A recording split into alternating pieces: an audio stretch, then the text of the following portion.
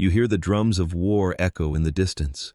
The moon of Endor is quiet, too quiet. The trees stand like giants, their shadows swallowing you whole. You grip your blaster tighter, but your hands won't stop shaking. Somewhere out there, creatures you thought were harmless are watching you, hunting you, and in the darkness, one truth sinks in deeper than the chill in your bones. This is not a battle, this is a nightmare, and you're the one trapped inside it. So sit back, grab a snack, and let your imagination drift across the stars. And remember, if you enjoy this journey, subscribe, because the story of the galaxy is far from over.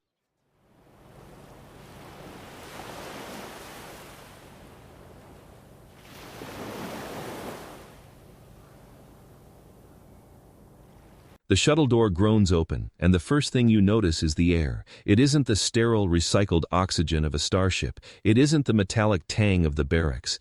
It is wet, alive, and heavy. It clings to your throat as though the very world is trying to crawl inside your lungs. You take a breath anyway because after weeks of training and waiting, you're eager to feel something real. And yet the moment the air fills you, there's a hint of something else. Decay buried beneath the green. The kind of smell that reminds you nature is not clean, not tame. It devours as much as it gives. You step down, boots sinking into soft earth that swallows the sound of your landing. The forest stretches endlessly around you, a cathedral of towering trunks that vanish into a canopy so thick it drowns the sky. Shafts of golden light spear through gaps, but they only seem to make the shadows deeper, the forest more unknowable. Birds, or what you think might be birds, call in strange echoing tones that don't belong to any world you've ever been stationed on. The noises bounce, disorienting you, as if the forest itself is mocking you for stepping inside. You keep moving because you have to. The squad files out behind you, their armor clattering faintly, white against green, a harsh, sharp contrast. You can already feel the forest watching you, measuring the noise you bring, the unnatural glow of plastoid in a place that thrives on shadow and silence. You try to ignore the thought, but it lingers. Out here, you don't look like a soldier. You look like prey dressed in bright white paint. The briefing had made Endor sound simple. Guard the shield generator, keep the rebels away, and wait for the Death Star to finish its work. You were told the locals were primitive, nothing more than a nuisance. But as you march deeper into this living ocean of trees, the words primitive and nuisance feel like lies you told yourselves to keep the fear from growing, because the deeper you go, the smaller you feel. Your boots crunch over layers of leaves and twigs. Each step feels like trespassing, like intruding into a world that doesn't want you here. You try to keep your focus, eyes scanning left and right, but the forest presses in. There's no horizon, no clear line of sight, just walls of bark and endless foliage that seem to close tighter with every step.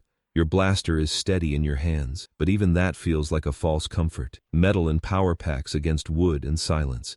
Technology against eternity. The air grows thicker the farther you march. Sweat slides beneath your armor, turning the bodysuit beneath into a second skin that sticks and suffocates. You can feel the heat rising, trapped under the helmet, every breath fogging the inside just enough to blur your vision. The visor frames the world in a way that makes you feel blind. Each tree looks the same, each shadow moves like a figure. You tell yourself it's nothing, just your imagination, just a forest, but you don't believe it, not really. You hear whispers through the comms, your squad mates muttering curses, grumbling about the terrain, about the air, about the suffocating green that won't let them see more than a few meters ahead. No one says it out loud, but you can hear it in their tone, fear creeping in, slow as roots breaking through stone. You want to say something too, something that cuts the tension, but the forest steals words. It steals everything. A branch snaps somewhere to your left. The squad freezes, heads turning in unison. You grip your blaster tighter, heart hammering against your ribs. For a moment you wait for an order, for someone to confirm it was just a deer, or whatever passes for a deer on this cursed moon, but the sound fades, replaced by silence so thick you feel it pressing against your ears. The forest goes quiet, too quiet, and you know something was there, watching, measuring, waiting. Your commander waves the squad forward, and you obey because that's what you were trained to do. Obedience above doubt, march above hesitation. But the silence doesn't leave you. It follows like a shadow stitched to your boots. Hours blur together in the march. The sun, or maybe the moon, you can't tell through the thick canopy, shifts only slightly, tricking you into thinking time has stopped. The forest floor is uneven, treacherous, forcing you to climb over roots thick as durasteel pipes and duck under branches that claw at your helmet. At times you stumble, and the earth seems eager to swallow you whole, mud gripping at your boots like hungry hands. Each fall is followed by laughter over the comms, but it's not the kind of laughter that eases tension.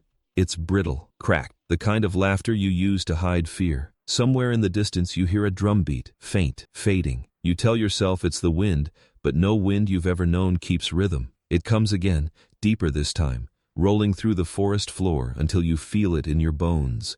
You look at your commander, but he doesn't flinch, doesn't acknowledge it. He just keeps moving forward, as if ignoring it makes it less real. You try to do the same. You fail. The forest grows darker as the canopy thickens.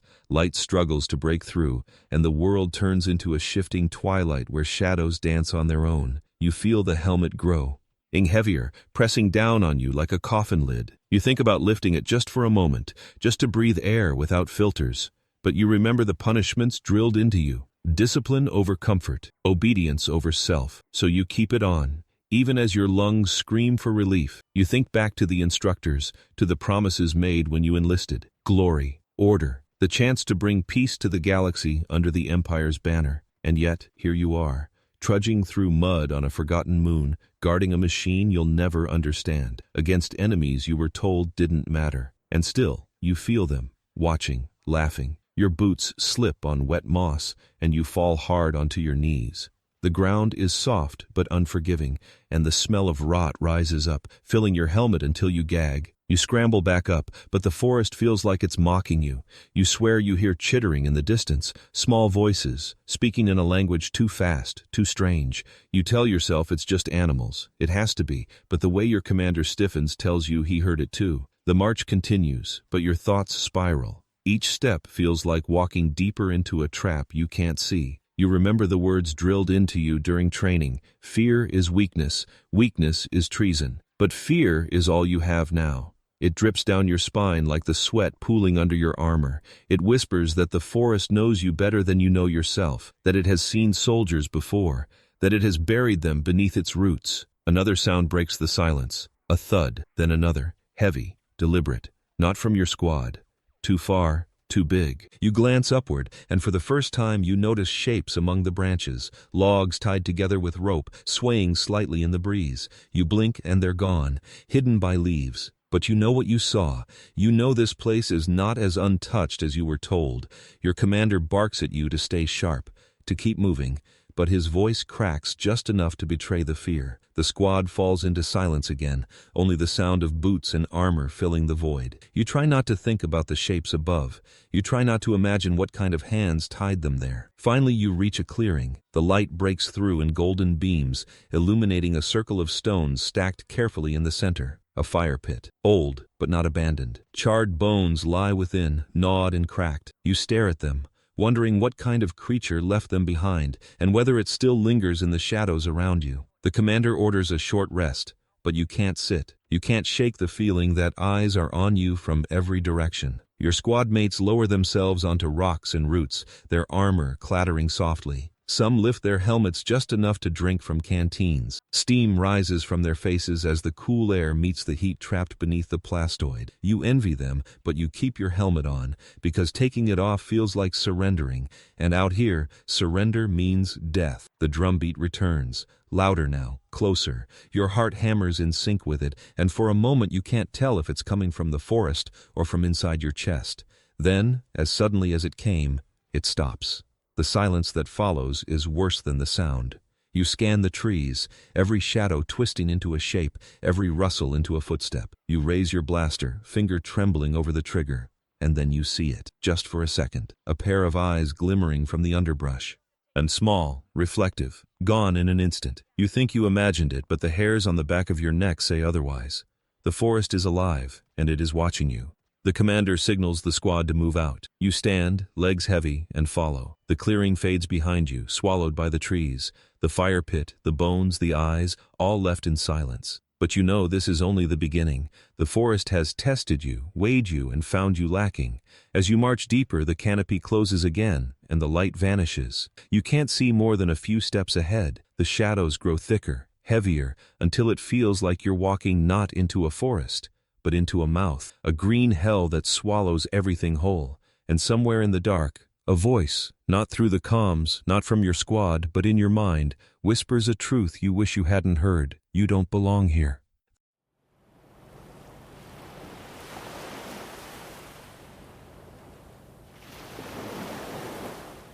The forest presses in on you, swallowing the sound of your boots as if it wants to erase every trace of your presence. You keep marching, because that's what you've been ordered to do. Orders don't bend, and neither do stormtroopers. At least, that's the lie you tell yourself. But inside your helmet, where no one else can see your face, doubt flickers like static across a weak comm channel. They told you this mission was crucial. They told you this was the hinge of the war itself. You were told that the galaxy depends on you holding this ground, protecting the shield generator, making sure no rebel ship comes near the Emperor's great weapon. They told you all of this with such confidence, such certainty, that you almost believed it. Almost. The words echo in your memory, your commander's voice booming in the briefing chamber, cold and sharp like a Durasteel blade. The Death Star will be the final word.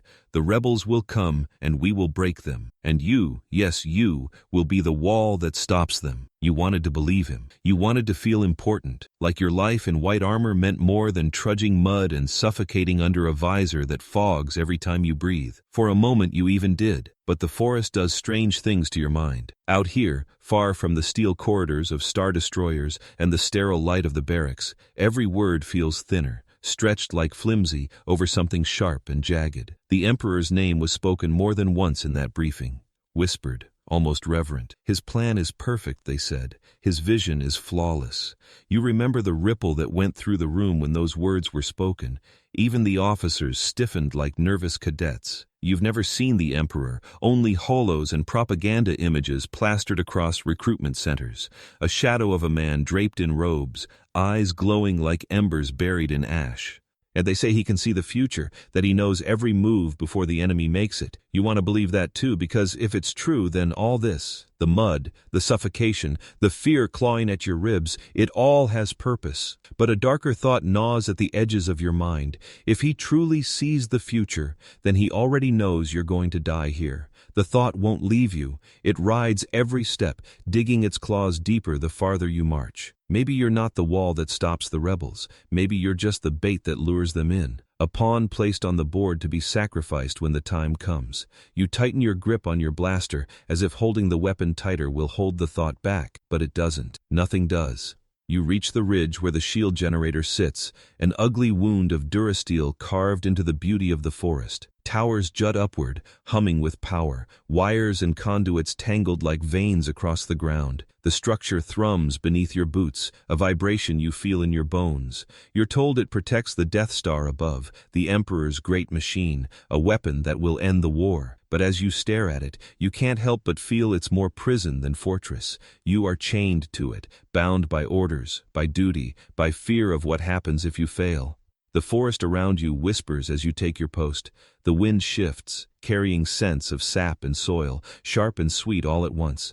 But beneath it lingers the faint smell of burning ozone from the generator's core, a reminder that even in the heart of nature, the Empire forces its will. You wonder what the creatures of this world think as they watch it hum and glow. You wonder if they hate it, if they hate you for standing guard over it. You wonder if they are watching now. The commander barks new orders, patrol routes, shifts, security rotations. His voice is steady, commanding, but you can hear the strain underneath. Even he feels it, the forest pressing down, the silence too heavy, the sense that the trees themselves are listening. You obey without hesitation, because obedience is survival. But as you walk your route, circling the towering spires of the generator, the whispers return, not through the comms, not from your brothers in arms, from the forest itself, leaves rustling when there is no wind, twigs snapping when no one is near, shadows shifting when nothing moves. You tell yourself it's nothing. You've told yourself that since you landed,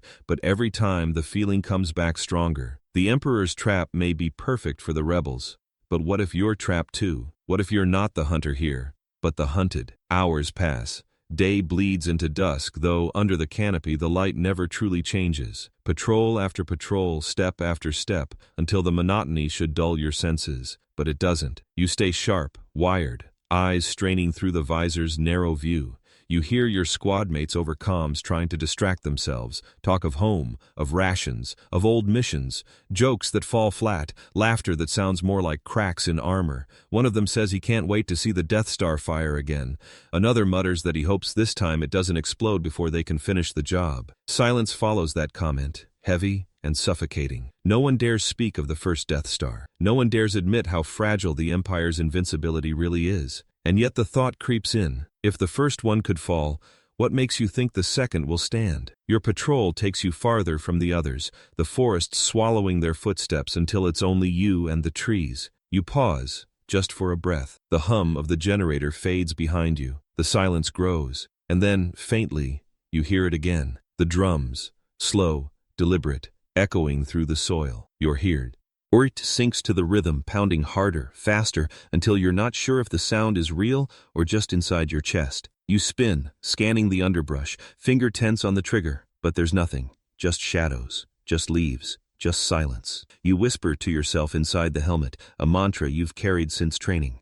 The Emperor knows, the Emperor sees, the Emperor guides. You repeat it until your breath steadies, until the fear thins enough to let you move again. But the words taste bitter now, like you're trying to swallow poison, because the more you say them, the less you believe them. You return to the ridge, back to the shield generator's glow, back to the false safety of steel and orders. The squad gathers for shift change, and you see it in their postures, in the way their shoulders sag, in the way their helmets tilt slightly downward. They feel it too. They just won't say it. Saying it makes it real. Your commander gives another speech, short and sharp, reminding you all why you're here. The Emperor has set the trap. The rebels will come. We will hold the line. His words fall heavy in the air, and for a moment you almost believe again. Almost. But when the squad disperses, when you stand alone in the shadows of the forest, the truth returns. You are not the wall. You are not the shield. You are not the hero of this war. You are bait, white-armored bait standing in the Emperor's perfect trap, waiting for the jaws to close. A chill runs down your spine, cold even through the heat of your armor. You glance up at the canopy, and for a heartbeat, you think you see them. Eyes, dozens of them, gleaming in the twilight, watching, studying, waiting. When you blink, they're gone. But you know what you saw. You know what's out there. And as the forest swallows the last light of day, as darkness drips down the trunks like ink, you hear it once more. Not the drum, is not the whispers. A voice, soft and cold, threading through your thoughts like a knife sliding between armor plates. The trap is not for them. It's for you.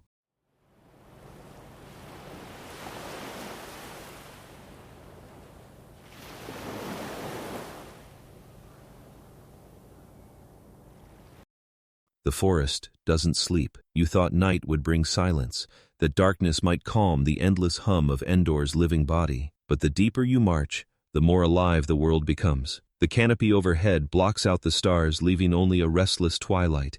The air thickens, carrying with it a chorus of sounds that you cannot place. Rustling branches, low, chittering voices, the occasional crack of wood snapping somewhere out of sight. You want to believe it's the wind. You want to tell yourself it's harmless. But in your bones, you know the truth. The forest is moving, breathing, thinking, and you are inside its lungs. Your boots sink into damp soil, muffled by moss that swallows each step. Every sound you make feels louder than it should, clumsy against the soft symphony of the wild. The squad moves with you, blasters at the ready, armor gleaming faintly in beams of scattered moonlight.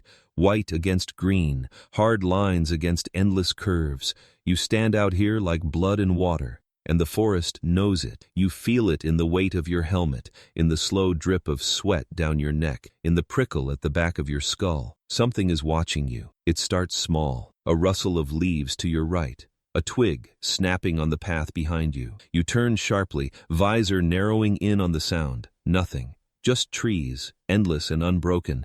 But you swear you saw a shadow darting between the trunks, low to the ground, fast and deliberate. You grip your blaster tighter, knuckles aching inside the gloves. The others notice your tension but say nothing. You're all thinking the same thing. You are not alone out here. The forest is clever. It plays tricks with echoes, sending your own footsteps back at you, making them sound like someone else's. You try to count your breaths, to match them with the squad's movements, but there's always one sound too many.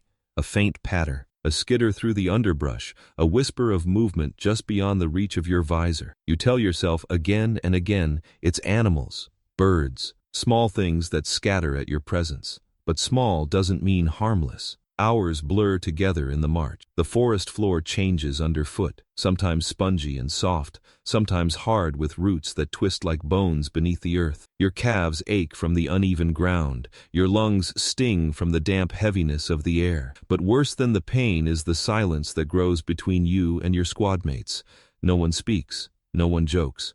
Words feel dangerous here, like they might draw attention, like the forest is listening for you to slip. And then you hear it, a laugh. It's faint, almost too faint to notice, a strange, high-pitched chitter that rolls through the branches above. You freeze, blaster raised, visor searching. Your squad halts beside you, their posture sharp, on edge.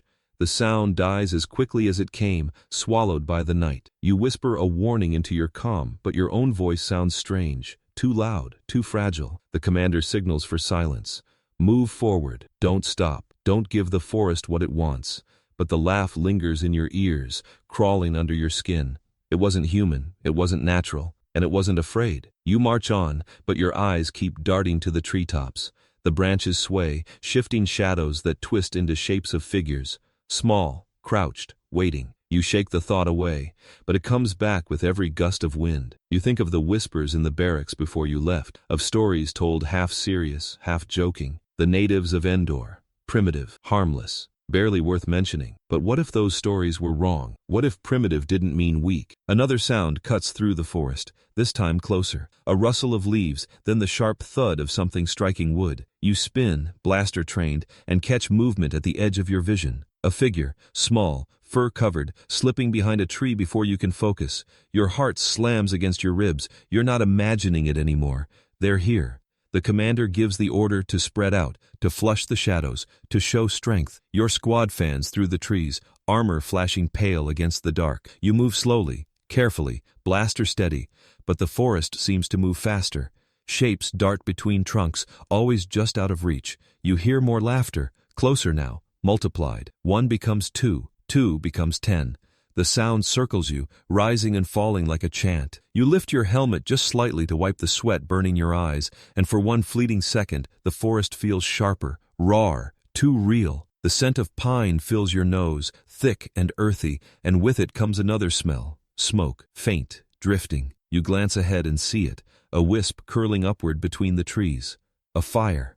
Small, controlled, not natural. The squad regroups near the smoke, blasters aimed, eyes scanning, and then you see them. Tiny figures crouched in the shadows beyond the firelight. Brown fur, wide eyes glinting in the glow. They move with precision, whispering in a language you don't understand, their voices quick and sharp like snapping twigs. Spears gleam in their hands, tipped with stone and bone, but held with the confidence of warriors, not primitives. One of them steps closer, and for the first time, you see its face clearly. It's small, almost comical in another context. Round features, button nose, a mouth that twitches as it mutters to the others, but there is nothing comical in its eyes. They are sharp, focused, full of calculation. This is not an animal. This is a soldier. Your blaster feels heavy in your hands. You could fire. You could scatter them in an instant, but something in you hesitates. These creatures are not attacking, not yet. They are watching, waiting, studying you the way hunters study prey before the strike. The commander makes the call. Retreat, pull back, don't waste firepower on shadows. The squad obeys, slowly backing away from the firelight, helmets fixed forward. But as you retreat, you feel it, the weight of 100 eyes following you, pressing into your back, waiting for you to falter. The forest closes in again, swallowing the glow of the fire. The laughter returns, softer now, but constant. A reminder. You thought you were the ones hunting. You were wrong. You stumble over a root, catching yourself at the last second, and for a heartbeat, you swear you see them again. Dozens of shapes perched in the trees above, crouched on branches that should never hold their weight, eyes shining like stars in the dark. When you blink, they vanish, but the feeling remains. You march faster now, each step driven by fear you can't admit out loud. The squad is quiet. Too quiet. No one wants to be the first to speak the truth. The forest is alive with enemies you cannot see, cannot predict, cannot understand. And then, without warning, The forest explodes. A net slams down from the canopy, ropes snapping tight around two troopers at the rear. They're yanked off their feet, armor clattering, blasters dropping into the dirt. Their screams echo through the comms as they thrash helplessly, dangling upside down. The rest of the squad spins, weapons raised, but the shadows scatter faster than your eyes can follow. Figures dart through the underbrush, chittering, laughing, gone before a shot can be fired. The commander orders a retreat, his voice sharp, cracking under strain. You obey, running hard, boots pounding against the soil. But as you flee, the forest comes alive. Logs swing down from the branches, slamming into trees with thunderous force. Spikes rise from hidden pits, glinting in the dim light. Arrows whistle past your helmet, embedding in the bark beside your head. The shadows are no longer content to watch. They are hunting now. You sprint through the darkness, lungs burning, heart hammering, every sound around you a threat. The laughter follows, rising into a chorus that drowns out your thoughts, your training, your discipline. You are not a soldier anymore. You are prey. And as you stumble into a clearing, gasping, visor fogged with sweat and breath, you finally see the truth. Perched in the trees above, dozens of them, spears raised, eyes glimmering in unison. They do not strike. Not yet. They wait, because this isn't the kill. This is the beginning. The forest is showing you what's to come. And you realize with a shiver deep in your bones, the shadows in the trees will never leave you.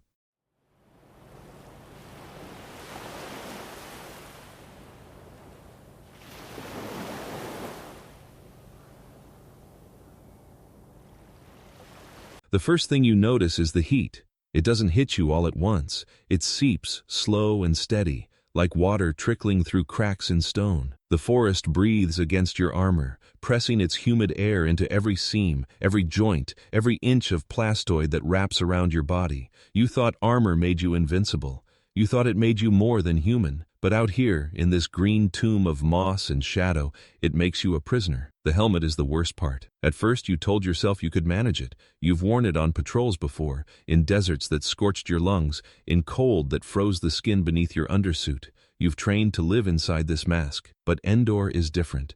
The air is thick, heavy, swollen with damp heat. Each breath fogs the visor, smearing your vision with white haze. You try to wipe it clear, but the blur always returns. A reminder, the forest sees you better than you see it. Sweat trickles down your temples, sliding into your eyes. Salt burns as you blink against it. You clench your jaw, holding in a curse you want to spit into the comms, but no one else says anything, and neither do you, because speaking means admitting weakness, and weakness is not allowed. Still, you can feel it. The squad moving slower, heads tilting lower, shoulders sagging under more than just weight of their packs. Everyone feels the same thing. The helmet is not protection. It's a coffin lid. Your stomach churns as the air inside grows stale. Breathing feels like drowning on land. Each inhale rattles like the Emperor himself is tightening his grip around your throat. You imagine lifting the helmet just for a moment, just to take one pure breath of forest air.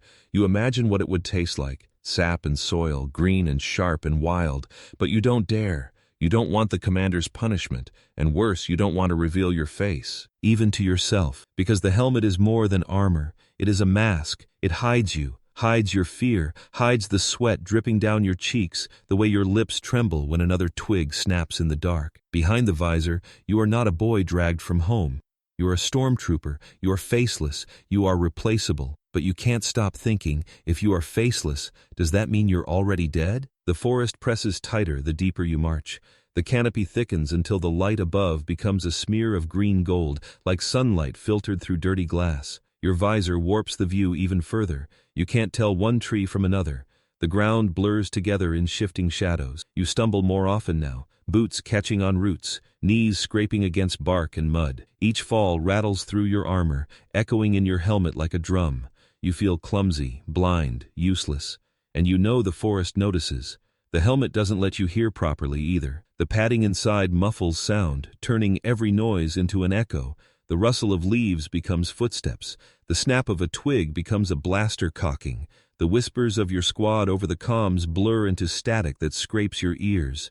You are trapped in a world that is both too quiet and too loud, and you can't tell which is worse. You remember the instructors in the training fields back on Karita, how they shouted that the helmet was your greatest weapon. It gives you vision, it gives you focus, it makes you more than a man. But here the visor doesn't give you vision, it takes it away. Focus doesn't sharpen, it dissolves into fog and blur. More than a man? No, less. Much less. A branch snaps above you.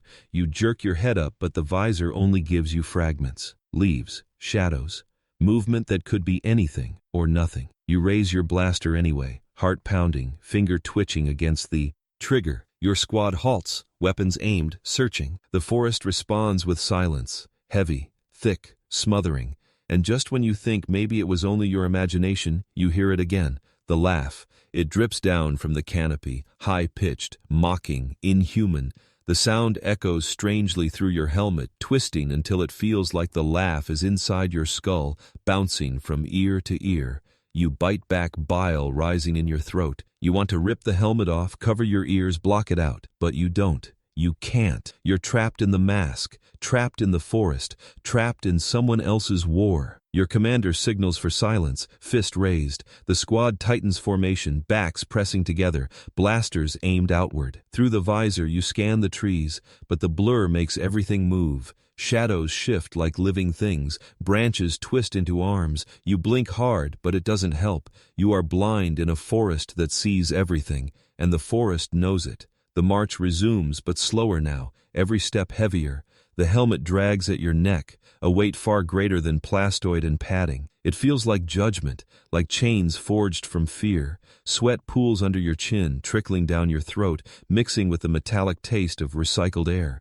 Your tongue feels swollen, dry, though the air around you is wet. You wonder if you will suffocate before a single arrow pierces your armor. You stumble again, nearly falling. The soldier beside you mutters a curse through the comm, his voice muffled but sharp. You can tell he's just as close to collapse as you are, but no one speaks of removing the helmet. No one dares, because once one of you does it, the illusion breaks. And maybe that illusion, the faceless mask of the Stormtrooper, is the only thing keeping you alive. But the forest doesn't care about illusions. The forest doesn't care about the Empire's rules, or your commander's orders, or the Emperor's perfect T-trap. The forest sees you, all of you. It sees your sweat. It smells your fear. It hears the rattle of your lungs inside the helmet, and it laughs. A voice crackles faintly in your comm, low and uncertain. One of your squad mates whispers what you've all been thinking.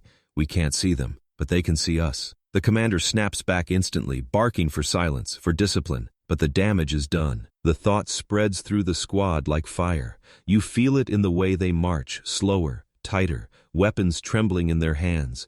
You feel it in yourself, in the way your knees quake, in the way your eyes dart constantly inside the narrow visor slit. The helmet does not protect you. It blinds you. It betrays you. A blur of motion cuts across your vision. You spin, blaster raised, but the visor betrays you again. Too slow, too narrow. You see nothing but leaves. Your squad shifts, confused, tense, and then another movement. Another shadow, another laugh. They're circling you, fast, clever, invisible in the ways that matter. You raise your blaster higher, finger tightening. Your breath fogs the visor again, and for a split second, you see your own reflection. A distorted face, pale, drenched in sweat, eyes wide with terror. You don't look like a soldier. You don't look like a stormtrooper. You look like a child lost in the dark. And for the first time, the thought is too loud to ignore. Maybe that's all you've ever been. The commander pushes you forward. The squad keeps moving, but inside the helmet, the air grows thinner, the world grows blurrier, and the weight grows heavier. Each step is harder than the last. You begin to wonder which will break first, the forest's patience or your lungs. And then you hear it. Not laughter this time, not whispers. A drum, low, rhythmic, beating from somewhere deep in the trees. It vibrates through the soil, through your boots, through your chest. It feels like your own heartbeat, magnified, stolen, played back to you by something unseen. The squad halts, scanning, but the forest only answers with another beat, and another, louder, closer, surrounding you. You tighten your grip on the blaster, but it slips in your sweaty hands. Your visor fogs until you can barely see the trees around you. The helmet presses down, crushing, suffocating, sealing you inside your own fear. And the drum beat grows louder, faster, until it feels like the helmet itself is the drum, until it feels like your skull is splitting in two. And then the beat stops. Silence falls. Complete. Terrifying. You hold your breath, visor blind, armor heavy, heart racing. For a moment you think maybe the forest has given up, maybe the shadows have retreated, maybe you've been spared. But then, something moves. Not in the trees this time. Not in the shadows. Above you. Directly above. You tilt your head back, visor narrowing on the canopy, and through the fog, you see it. A shape crouched among the branches. Small, furred, clever. Its eyes glimmer in the moonlight, staring straight into your visor, straight into you, and then it vanishes. Your comm explodes with shouts, weapons firing into the dark. The forest erupts in chaos, and in that moment, you finally understand the truth. The helmet doesn't hide you. It marks you. You are the brightest target in the forest, and the shadows have just chosen you.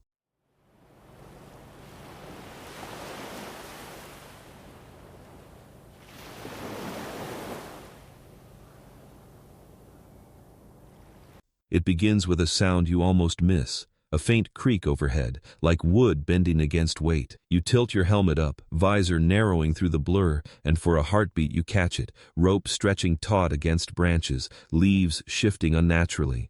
Then comes the snap. The forest moves. A net crashes down from above, ropes wrapping around your brothers before they can even scream.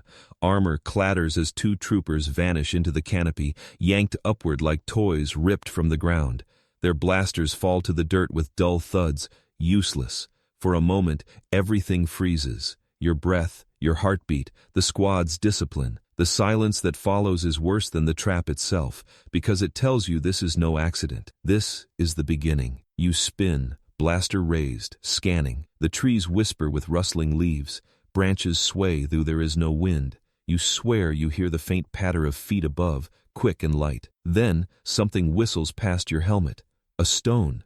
Small, sharp, but fast enough to make your ears ring as it glances off the plastoid. Another follows, slamming into the chest plate of the trooper beside you. He stumbles, curses, raises his blaster. Red bolts spit upward into the canopy, tearing holes in the leaves, but nothing falls. No body, no scream, just silence. And then it happens again. Another stone, another net, another trooper gone. You realize, too late, that the forest is no longer just a place. It's a weapon. Every branch, every vine, every root has been twisted against you. You thought you were here to guard a shield generator, to fight rebels, but now you understand. The real enemy is the ground beneath your boots, the air above your head, the very world you stand on. Your blaster feels heavy, useless, too slow for shadows that move faster than your visor can follow. The commander barks orders through the comms, his voice crowed, bucking beneath the strain. Form up, stay tight, fire into the trees. Red light floods the forest as the squad unloads into the canopy. Branches explode, bark splinters, leaves rain down in burning showers. But still, the laughter comes. High-pitched, mocking, everywhere at once. You fire until the barrel glows, but the forest swallows every shot, mocking you with silence between screams. The air thickens with smoke from blaster fire and burning wood. The smell is sharp, acrid, mixing with the sweet rot of moss and sap. Your lungs choke on it, sweat pouring down your neck, pooling under your armor. Every breath feels stolen, every inhale clogged with ash and fear. You stumble forward, trying to follow the squad's formation, but the ground betrays you. Roots rise from the soil like the fingers of buried giants, catching your boots, pulling you down. You fall hard, visor slamming into the dirt. For a moment you taste earth, wet, bitter, alive. When you scramble back to your feet, something moves in the corner of your vision. Small, furred, eyes glinting, gone before you can fire. You know what it was. You've seen enough now to understand. The shadows are no longer shadows. They are creatures, hunters, clever and patient. The Ewoks. They don't come at you directly. They don't need to. They let the forest do the work. You hear logs crash together somewhere in the distance, the thunderous boom of wood smashing armor. The scream that follows cuts short, replaced by silence. Another trap sprung, another life gone. Your commander orders a retreat. The The words tear through the comms, desperate, frantic. You obey because you have no choice. You run, boots pounding against soil, branches tearing at your armor. The squad stumbles through the dark, blaster bolts cutting blind paths into the night. But the forest is ready. It has been ready all along. A log swings from the canopy, a massive trunk tied with rope, crashing into the soldier ahead of you. The impact is sickening, armor shattering like brittle bone. He doesn't even scream, just crumples, broken, as the log swings back into the shadows. You freeze, bile rising in your throat. That could have been you. That will be you if you falter. The forest knows your fear. It feeds on it. You can feel it in the way the air thickens, in the way every sound echoes louder, sharper. Your visor fogs again, turning the world into a blur of green and red and shadow. You rip the helmet half off for a moment, desperate for air, and the forest hits you raw. The smell of burning wood, the damp sting of moss, the metallic taste of blood in the air. Not yours, not yet. You pull the helmet back on because bare skin feels naked, but the breath you steal isn't enough. Nothing is enough. The squad breaks formation, scattering through the trees. Discipline dissolves into survival. You hear shouts, screams of men caught in snares, crushed beneath logs, skewered on spikes that rise from the ground like the teeth of the forest itself. You want to help, you want to turn back, but every instinct screams to keep running. So you do. The forest answers with more traps, more nets, more stow. More spears whistling past your helmet. One lodges in a tree beside your head, quivering inches from your visor. You fire blindly into the shadows, red lights slicing the dark, but you hit nothing. You never hit anything. The forest doesn't give you targets. It gives you fear. Your chest burns, your legs ache, every breath rattling inside the helmet like chains. You stumble again, nearly falling into a pit lined with sharpened stakes. You catch yourself at the edge, staring down into death. The pit yawns beneath you, hungry, patient. You pull back, gasping, but the truth is clear. The ground itself wants you dead. The laughter rises again, louder now, a chorus of voices from every direction. It rolls through the trees, high and cruel, until it feels like the forest itself is laughing at you. And maybe it is, because you came here with armor, with weapons, with training, and none of it matters.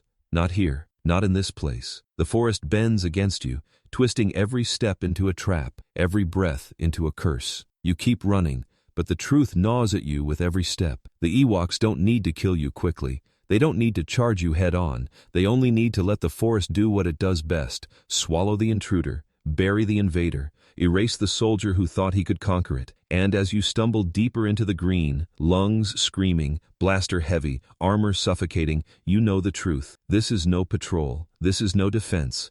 This is a death march. The forest has turned hostile, and it will not stop until you are gone.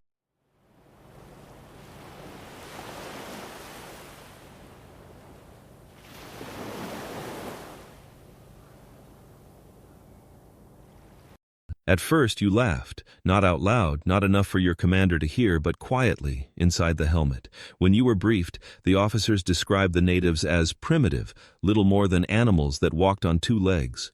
Furry, child-sized things with crude weapons. You pictured them waddling, stumbling, harmless, something you'd kick aside if they wandered into your path. You didn't respect them. You didn't fear them. How could you? You wore white armor, carried a blaster that could punch through durasteel, marched under the banner of an empire that spanned the galaxy. And they were nothing but a footnote. But then the laughter stopped, because the first ambush proved you wrong. It comes without warning. A sound like thunder splits the forest, a log crashing down from above, slamming into the line of troopers ahead of you. The impact is devastating, shattering bones through armor, flinging soldiers like dolls across the underbrush. Their screams echo for only seconds before silence swallows them whole. You freeze, heart slamming against your ribs, blaster raised, visor scanning, and then it comes again. Another crash, another scream. The forest erupts in chaos. From the shadows, rocks whistle through the air. Small, crude, but deadly. They strike with shocking force, bouncing off helmets, cracking visors, slamming into joints where armor bends. One hits you square in the shoulder, jolting your entire body. Pain flares hot and sharp, rattling up into your neck. You stumble, nearly dropping your blaster. Primitive? Harmless? No. These stones are as deadly as any blaster bolt when they come from the right hands. You spin, searching for the source. But the Ewoks are ghosts in the trees, darting between branches, their fur blending with the bark, their movements too fast to follow. They vanish before you can line up a shot. You fire anyway, bolts searing through. All leaves, but you hit nothing. Nothing except more forest. And then the fire begins. Torches sail through the air, streaking orange against the green-black night. They crash into the ground around you, flames devouring moss and bark, smoke filling your helmet with acrid sting. One torch strikes a trooper's chest plate, clattering down and igniting the foliage at his feet. He screams, stumbling, slapping at flames that lick hungrily at his armor. You rush to help, but another stone slams into your leg, sending you crashing to your knees. You taste blood as your teeth cut your lip inside the helmet. You're disoriented, vision swimming, but through the blur, you see them. Small silhouettes in the firelight, furred shapes darting along branches, eyes gleaming with hunger and purpose. They don't look harmless anymore. They look like predators. And you, the soldier, the stormtrooper, the face of the Empire, you look like prey. The squad panics. Formation collapses. Blaster bolts fire wildly into the trees, illuminating shadows that vanish before the light touches them. The forest echoes with screams, both your own and theirs, merging into a nightmare chorus. Every direction is danger. Every rustle is death. A log swings from the canopy, massive and deliberate, slamming into two troopers at once. Their bodies crumple, armor splintering, blood seeping into moss. You hear one scream, a sharp human sound before it cuts off with a crunch that makes bile rise in your throat. You try to steady your aim, to fire at the ropes that hold the logs, but another stone smashes into your helmet. The visor cracks with a spiderweb fracture. For a moment, the world distorts. Light bending, colors twisting. You rip the helmet half off to see clearly, but the forest air hits you raw. The smoke burns your lungs, the heat sears your face, and the stench of burning flesh floods your senses.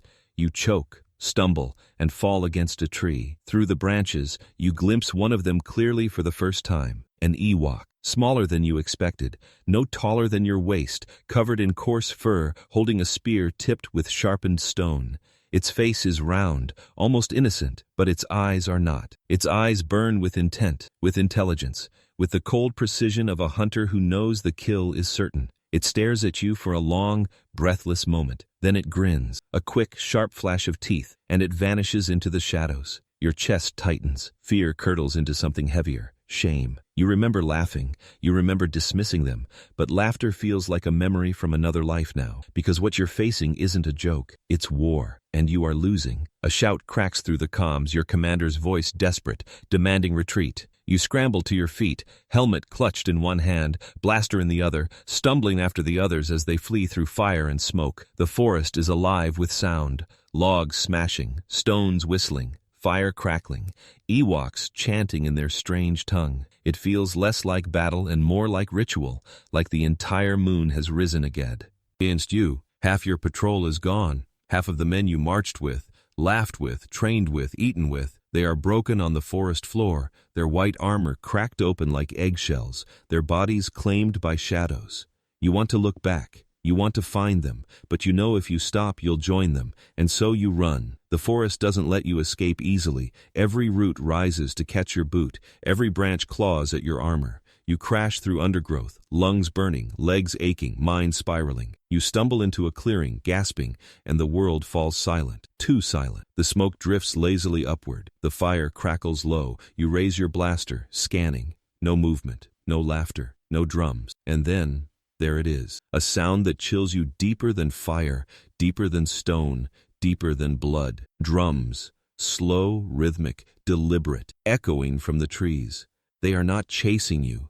They are driving you, herding you, like prey. You tighten your grip on your blaster, your helmet dangling uselessly from your other hand, sweat stinging your eyes. You know the truth now, carved into your bones by fire and stone. The Ewoks are not harmless. The Ewoks are not primitive. The Ewoks are not laughable. They are hunters, and you are the hunted. And as the drums grow louder, surrounding you, your breath hitching in fear, you finally accept what you should have known all along. The enemy you laughed at will be the one that kills you.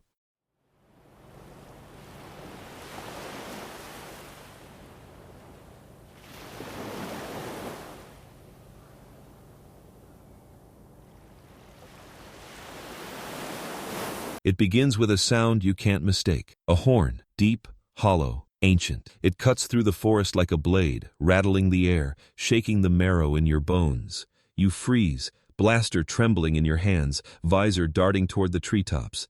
Then another horn answers, shriller this time, rising above the canopy like a scream. And then another, and another. The sound multiplies, overlapping until it feels as though the entire forest is singing the same dreadful hymn, a chorus of horns echoing across the trees. The ground shivers beneath your boots. Drums, slow at first like a heartbeat, then faster, louder, a steady rhythm that rattles your chest, sinking with your pulse until you can't tell the difference between the beat of your heart and the pounding of the forest. You thought the laughter was terrifying, but this is worse. This is organized. This is war. Then you hear them, the voices. War cries bursting from the canopy, from the shadows, from the ground itself, high-pitched, guttural, sharp. Hundreds of voices screaming at once, rising and falling in unison. A wave of sound that drowns out your thoughts, that drowns out your commander's orders barking through the comms. The forest no longer whispers. The forest roars. You spin, blaster raised, searching for something, anything, to fire at. But there's no single target. Shapes dart between trees, small but fast, too fast. Arrows whistle past your head, clattering against armor, embedding in bark. Stones rain down from above, slamming into helmets, cracking joints. Spears thrust from the shadows, forcing you back. The forest itself closes in. Your squad panics. Formation disintegrates. Men fire blindly into the trees, red bolts streaking through the night, cutting holes in the canopy. The light illuminates flashes of fur, glimpses of round faces twisted into snarls, eyes gleaming with fury. You fire too, each shisho, out tearing into shadows, but you hit nothing solid. The Ewoks are everywhere and nowhere. A horn blares again, louder, closer. From the treetops, ropes snap, logs swing down in pairs, slamming into troopers with a crunch that silences their screams before they begin. You watch one soldier, a man you bunked beside only days ago, flattened between trunks, his body crushed like paper. His blaster falls from his limp hand, landing at your feet. You want to grab it. You want to help him, but you can't, because he's gone, and you're next. The drums pound faster, matching the chaos around you. Your visor blurs with sweat, with fog, with fear. You rip it off, desperate for air, and the forest hits you raw. The scent of burning wood, of sweat, of blood fills your nostrils. The cries are louder without the filter of plastoid, more human, more real. You hear your brothers scream. You hear the Ewoks howl, and in that collision of sounds, you realize this isn't an ambush. This isn't harassment. This is a battle, a full-scale assault. Arrows rain from above like a storm. One pierces the leg joint of a trooper beside you. He falls hard, clutching the wound, begging for help. You reach for him, but a shadow drops from the branches, a blur of fur and fury, and slams a stone axe into his helmet again and again until the screaming stops. You freeze, stomach lurching, bile rising. The Ewok lifts its head and locks eyes with you. For a moment you see the firelight reflected in its gaze, wild and merciless. And then it shrieks, raising the axe high, calling to the others. The war cries multiply, echoing louder than before. The sound rattles your teeth, shakes your bones, claws at the edges of your sanity. You realize they're not just killing you, they're celebrating it. The commander's voice cracks over the comms. Hold the line! Hold the line! But there is no line anymore. The squad has fractured, scattered into pockets of chaos. Some fire upward, some run blindly, some fall to their knees, overwhelmed by the onslaught. You stumble forward, trying to follow someone, anyone, but the forest swallows you whole. A log slams into the ground beside you, missing your head by inches. Splinters slice your cheek, hot blood mixing with sweat. You scramble away, gasping, and nearly fall into a pit lined with sharpened spikes. The ground itself is a weapon. Every step could be your last. You fire blindly into the trees, screaming as you squeeze the trigger again and again. Red light flares, bolts searing through the night. For a second you think you hit something. A dark shape drops from the branches, crashing to the ground. You take a step closer, breath hitching. It's small, its fur singed, its chest unmoving. An Ewok, dead. Your blaster killed it. But before relief can come, another shape leaps from the branches, screeching. Then another, and another. You've killed one of theirs. Now they want you more than ever. They swarm. You fire again, bolts cutting into the dark, but there are too many. too fast. You swing your blaster like a club, knocking one away, but another slams into your side, jabbing a spear at the gap in your armor. You stumble, shove it back, and sprint. The horns blare again, triumphant. The drums thunder, relentless. The forest shakes with the sound of rebellion. You crash through underbrush, lungs burning, legs heavy, ears ringing with cries that will never leave you. You don't feel like a soldier anymore. You don't feel like a stormtrooper. You feel like prey running through a slaughterhouse. You stumble into a clearing, gasping, heart racing. The squad gathers there. What's left of them? Fewer than half remain, armor cracked, faces pale beneath the helmets they haven't yet removed. The commander shouts, trying to rally you, but his voice is drowned out by the roar rising from the trees. Because the Ewoks are not hiding anymore. They pour from the shadows, from the branches, from the undergrowth. Dozens, then scores, then hundreds. A tide of fur and fury, armed with stone and wood, but moving with the precision of soldiers. Their eyes gleam in the firelight. Their cries shake the forest. Their weapons glint with deadly purpose. You raise your blaster, hands shaking, sweat dripping into your eyes. You aim at the closest one, finger trembling on the trigger. And then you hear it, the voice in your head, cold and cruel, the same voice that's haunted you since the landing. You don't belong here. The Ewoks charge, the drums pound, the horns blare, the war cries rise into a deafening roar, and as you pull the trigger, knowing it won't be enough, you realize the truth. You are not fighting rebels. You are not defending the Empire. You are running from the roar of rebellion itself.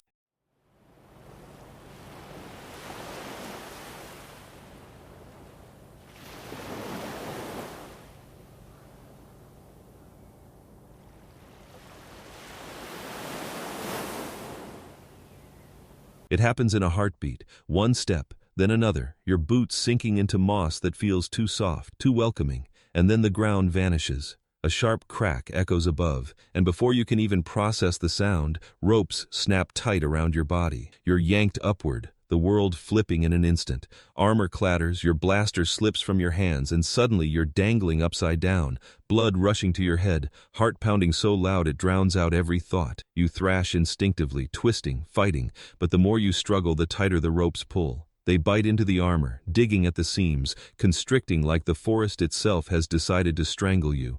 The net sways, creaking, spinning you slowly until the forest becomes a blur of green and shadow. Panic claws at your chest, hot and suffocating, until you can't tell if the tightness is from fear or from the ropes crushing your ribs. Your blaster lies on the ground below, useless, just out of reach. The sight of it burns you more than the ropes do. That weapon was your lifeline, your shield, your identity. Without it, you are nothing but a man in plastic, dangling like a trophy. For the first time you understand what helplessness truly feels like. Not the fear of being shot in battle, not the exhaustion of endless marches. Real helplessness, the kind that strips you down to prey. Around you the forest grows quiet, too quiet. The horns have ceased, the drums have stilled, even the war cries have faded into silence. And that silence is worse than noise, because silence means eyes are watching. Silence means the forest is holding its breath, waiting to see what happens to you. Then you hear it, the rustle of leaves, the faint patter of small feet, chittering voices, quick and sharp, moving closer. You twist in the net, vision swimming as blood pounds in your skull, and you see them. Ewoks, dozens of them, emerging from the underbrush, dropping from the trees, circling the clearing like wolves around a carcass. They move with confidence, with purpose. Their spears glint in the firelight. Their eyes gleam with curiosity and hunger. Some point at you, muttering to each other, their voices too fast to follow. Others jab at the air with their weapons, testing your reactions, laughing when you flinch. You want to fire, to fight, to prove you're not as weak as you look. But the blaster is on the ground, your hands are bound by rope, your squad is nowhere near. You are alone. One Ewok steps forward, smaller than the rest, but with a presence that makes the others fall silent. Its fur is darker, its hood decorated with bones and feathers. It tilts its head, studying you, eyes sharp and unblinking. You meet its gaze through the cracked visor, and for a moment you feel like the net isn't what holds you. It is those eyes. Cold, calculating, patient. The Ewok raises a paw. The others respond instantly, pulling at ropes, tightening the net, making you jerk and spin like a puppet. They laugh again, high-pitched, cruel, joyous. To them, this isn't war. It's a game, a hunt, and you are the prize. You thrash harder, muscles straining, armor creaking, but the ropes only dig deeper. Your lungs burn, your head throbs, your stomach churns as the blood pools in your skull. You shout through the helmet, curses tearing from your throat, but the Ewoks don't understand. Or maybe they do, and they simply don't care. One of them mimics your shout, squeaking in a warped, mocking tone that sends the others into hysterics. You've never felt smaller, never felt weaker, never felt more human. The armor, the training, the orders, they mean nothing here. Against stone, rope, and cunning, you are just meat wrapped in plastic. The Ewoks close in, prodding you with spears, tugging at your armor, testing the strength of your shell. One tugs at your helmet, pulling until the strap creaks, trying to rip it free. You twist away, snarling, but the effort only makes the net swing wildly. The forest tilts and spins until nausea surges in your throat. You swallow it back, but the taste of bile burns your mouth. In the distance, you hear blaster fire, red bolts cutting the night. Your squad, they're close. Hope flares for the briefest moment, a flicker in the storm. You shout again, voice ragged, desperate, calling out. But the Ewoks react instantly. Two climb the ropes above, cutting the net loose from one side. You drop suddenly, slamming into the trunk of a tree, pain exploding through your ribs. The impact knocks the breath from you, leaving you gasping, wheezing. The Ewoks laugh again, louder this time, feeding off your pain like it's fuel. They hoist the net higher, pulling you out of sight of the clearing below. Your squad's fire grows louder, closer, but it doesn't matter. They won't see you. They won't know where you've gone. You're already lost to the trees, dangling higher now, swaying like bait. You feel the forest close in again. The Ewoks retreat into the shadows, but their voices linger, chittering, mocking, celebrating. You are not dead yet, but death feels inevitable. The ropes tighten with every movement, the net creaks with every breath, and the thought gnaws at you with brutal clarity. So this is what it means to be a stormtrooper, to think you were the hunter, only to be strung up like prey. Your vision blurs, your chest heaves, your fingers claw uselessly at the ropes. And then, movement. The dark-furred Ewok steps back into view, climbing the tree with startling agility until it perches on a branch near your head. Its eyes meet yours again, unblinking. Slowly, deliberately, it ices a knife of sharpened bone. For a moment you think it will end you here now, clean and quick. Part of you almost hopes it does, but instead, it slashes the air near your face, close enough for you to hear the whistle of the blade. Then it pulls back, grins, and vanishes into the canopy. The message is clear. You are not meant to die yet. You are meant to suffer. And as the forest fills again with drums and horns, as the cries of your squad grow distant and desperate, you realize the trap is not just for your body. It's for your mind. The net is only the beginning. You hang there, helpless, armor creaking, heart pounding, waiting for the next move. And you know it's coming, because the Ewoks don't stop. They never stop. And somewhere in the dark, something sharp snaps. A sound like a blade cutting rope. The net jerks violently.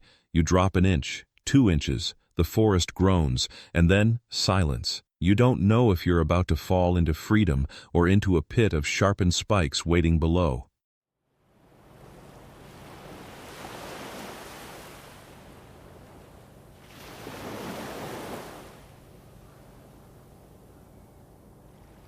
The night burns red with blaster fire. Bolts streak through the canopy like lightning trapped in your rifle, cutting holes into the dark, illuminating trunks and branches in flashes of searing light. Each shot cracks against the silence, sharp and furious, and for a heartbeat you almost believe the storm of metal will drive back the forest. Almost. But then the forest answers. Arrows whistle down like rain. Not a storm of blaster fire, not precise volleys from trained marksmen, but a barrage of primitive shafts that fall without pattern, yet somehow, impossibly, they find their marks. They slip through the seams of your armor, piercing the gaps beneath your arms, behind your knees, into your neck seal. One strikes the trooper beside you, sliding into the joint of his knee. He collapses with a cry, armor clattering, weapons slipping from his hands. Before you can even turn, before you can help, the shadows close in. A spear thrusts from the underbrush, jabbing into the vulnerable gap at his side. He screams once, then falls silent. The forest swallows him whole. Your gut twists. You raise your blaster, firing into the darkness, searing away branches and leaves. For a moment, you catch a glimpse of fur, an Ewok darting between trunks. spear raised, eyes glowing with fury. You squeeze the trigger, bolt flashing bright, but the creature is gone before the shot hits. The forest gives you ghosts, not targets. Your blaster feels heavy, slow, useless against an enemy that doesn't fight where you can see them. The commander shouts for discipline, for focus, but his voice is drowned out by the chorus of horns and drums. The Ewoks scream their war cries as they rush from the trees, small shapes darting into the open, spears gleaming, slings whirling. They are fearless, charging into bolts of plasma as though death means nothing. One leaps onto the chest of a trooper ahead of you, slamming a stone hammer into his visor until the plastoid cracks, until the screams die. Another swings from a vine, dropping onto a soldier's back, stabbing wildly into the gaps of armor with a sharpened bone. You fire again and again, bolts searing through fur and wood. You see at least 2 Ewoks fall, their bodies crumpling, smoking holes burned through them. For a fleeting moment it feels like victory, but then 10 more pour from the shadows, their eyes burning, their cries deafening. For every Ewok you kill, a dozen more rise. The forest gives birth to them endlessly, spitting them from the shadows, birthing them from the trees. You thought technology would save you. You thought metal and fire were enough to crush anything primitive, but the blaster betrays you. It takes too long to aim, too long to charge, too long to fire, and the moment you stop firing, the shadows close in again. An arrow slams into your shoulder, sliding into the joint where plastoid doesn't protect you. Pain explodes, hot and sharp, and your arm goes numb. You stagger back, gasping inside the helmet, sweat burning your eyes. You fire blindly with your other hand, bolts searing into the night, but the pain doesn't fade. It grows. Every heartbeat drives the shaft deeper. Every breath rattles your chest. You want to rip the arrow free, but you can't. The ropes of your armor hold it in place. Another trooper beside you collapses, 3 arrows piercing his chest plate in a neat line. He gasps once, reaching out, but the shadows claim him before you can move. Spears pierce his body, dragging him into the underbrush. His scream echoes once, then nothing, just silence, just the drums. The realization hits you harder than any arrow. You are not winning. You are not even surviving. You are being bled, cut down piece by piece until nothing remains.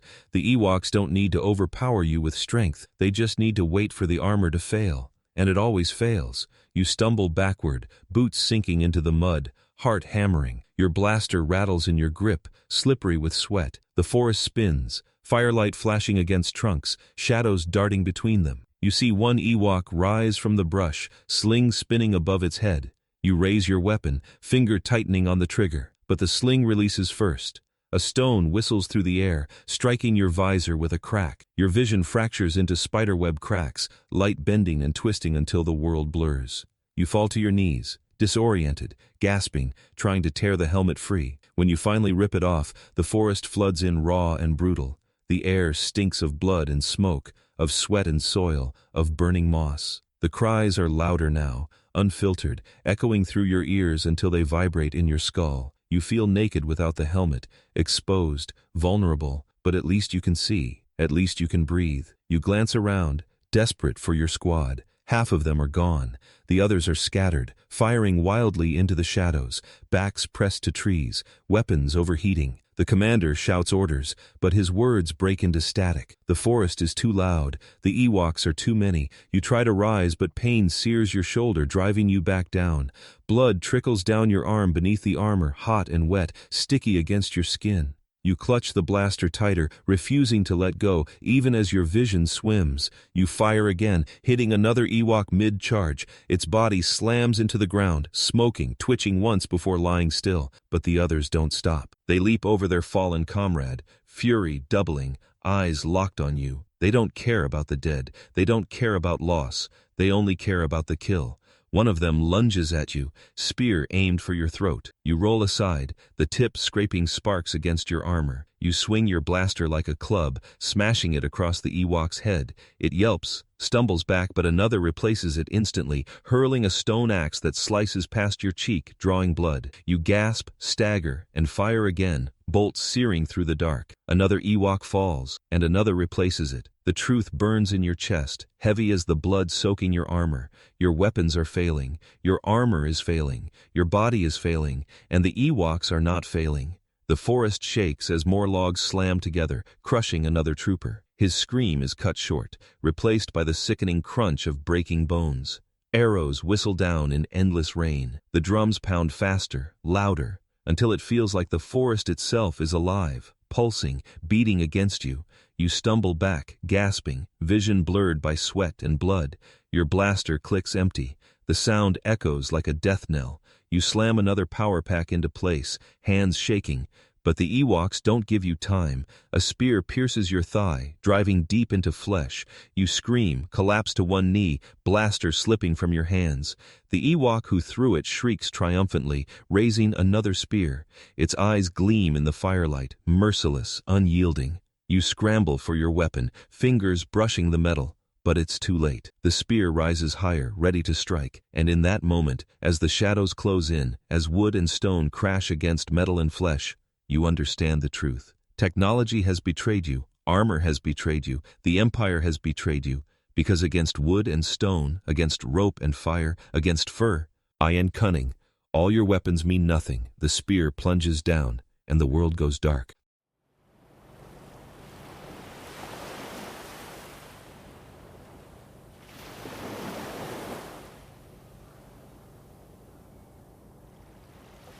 The forest itself roars, not with horns this time, not with drums or cries, but with something heavier, deeper, more final. You hear it before you see it, the groan of rope under strain, the crack of wood bending against its own weight.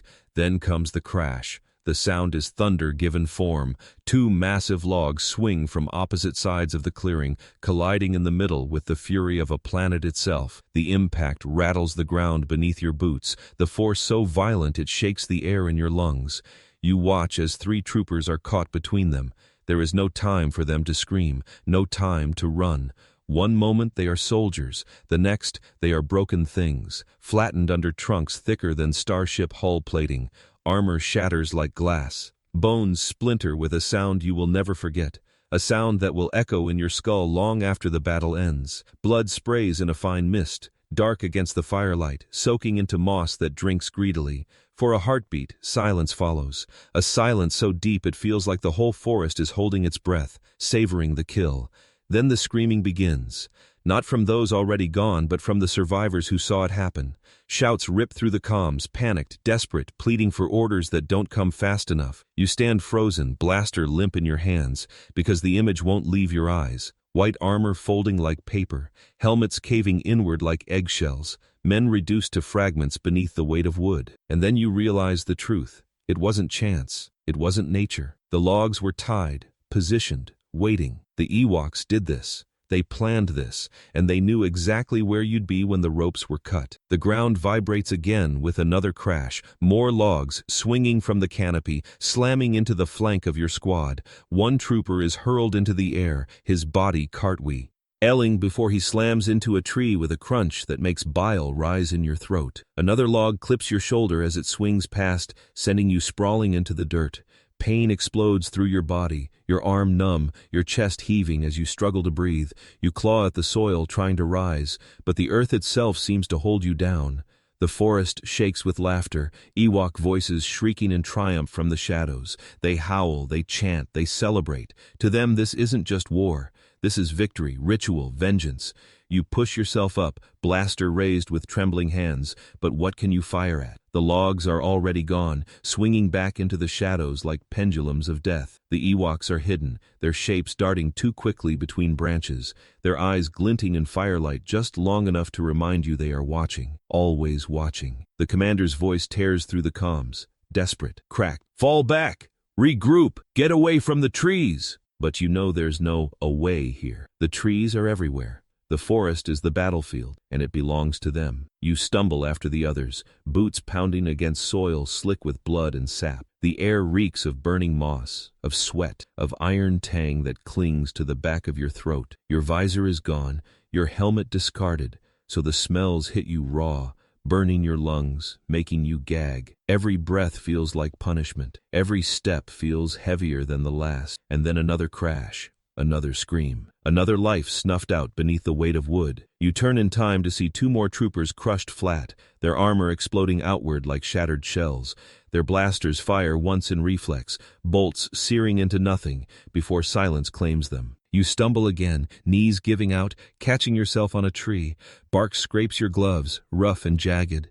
You lean there for a moment, chest heaving, sweat dripping into your eyes. The forest tilts around you, spinning, alive. And then you realize, it isn't spinning. The trees themselves are moving, not by nature but by design. Ropes pull, logs swing, traps spring. The Ewoks control it all. One log slams down from above, crashing into the ground where you stood seconds before. The impact sprays dirt and splinters, the sound so loud it makes your ears ring. You stumble back, gasping, heart pounding. The log lies there now, massive and immovable, a monument to how fragile you are. Your blaster suddenly feels ridiculous. You stare at the weapon in your hands. Metal forged in factories, powered by technology you barely understand, and you realize how useless it is. What good is a plasma bolt against wood the size of a speeder? What good is a weapon that kills one target at a time, when the forest itself is designed to kill armies? You squeeze the trigger anyway, firing into the shadows because doing nothing is worse. Bolts sear into bark, carving black scars into trunks. A shape darts, a furred body hit mid-leap, falling with a squeal. For a moment you feel triumph, for a moment you believe you struck back.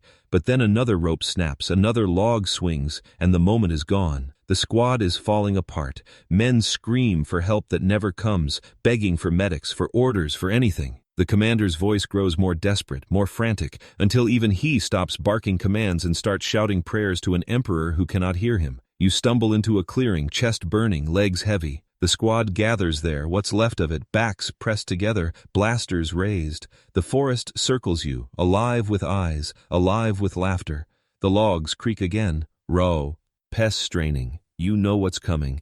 You all know. The first crash comes from the right. Logs slam together, crushing two troopers instantly. The second comes from the left, splintering another man's spine. The third comes from behind, sweeping through the formation, scattering bodies like leaves. You're thrown forward, sprawling into the dirt, ears ringing, chest aching. When you lift your head, you see the aftermath. White armor scattered like broken shells, blood soaking into moss. The squad cut in half again, shredded by wood and rope. The survivors groan, stumble, try to rise.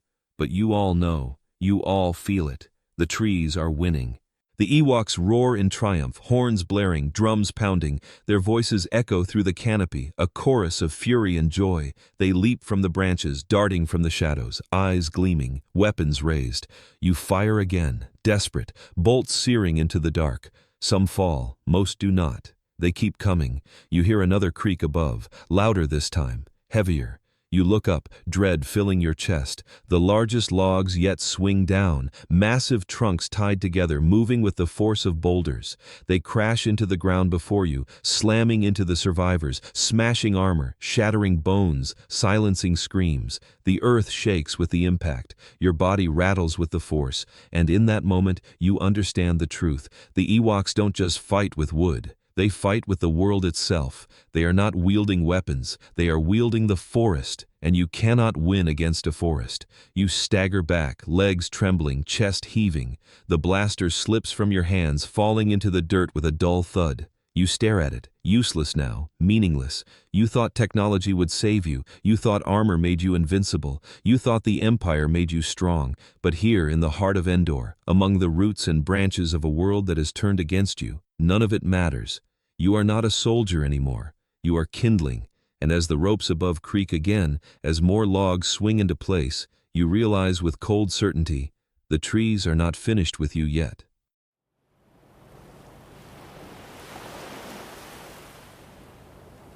You've been staring at the ground for so long, at roots that rise like knives, at moss soaked with blood, at the logs that swing like hammers, that you almost forget there is a sky above you.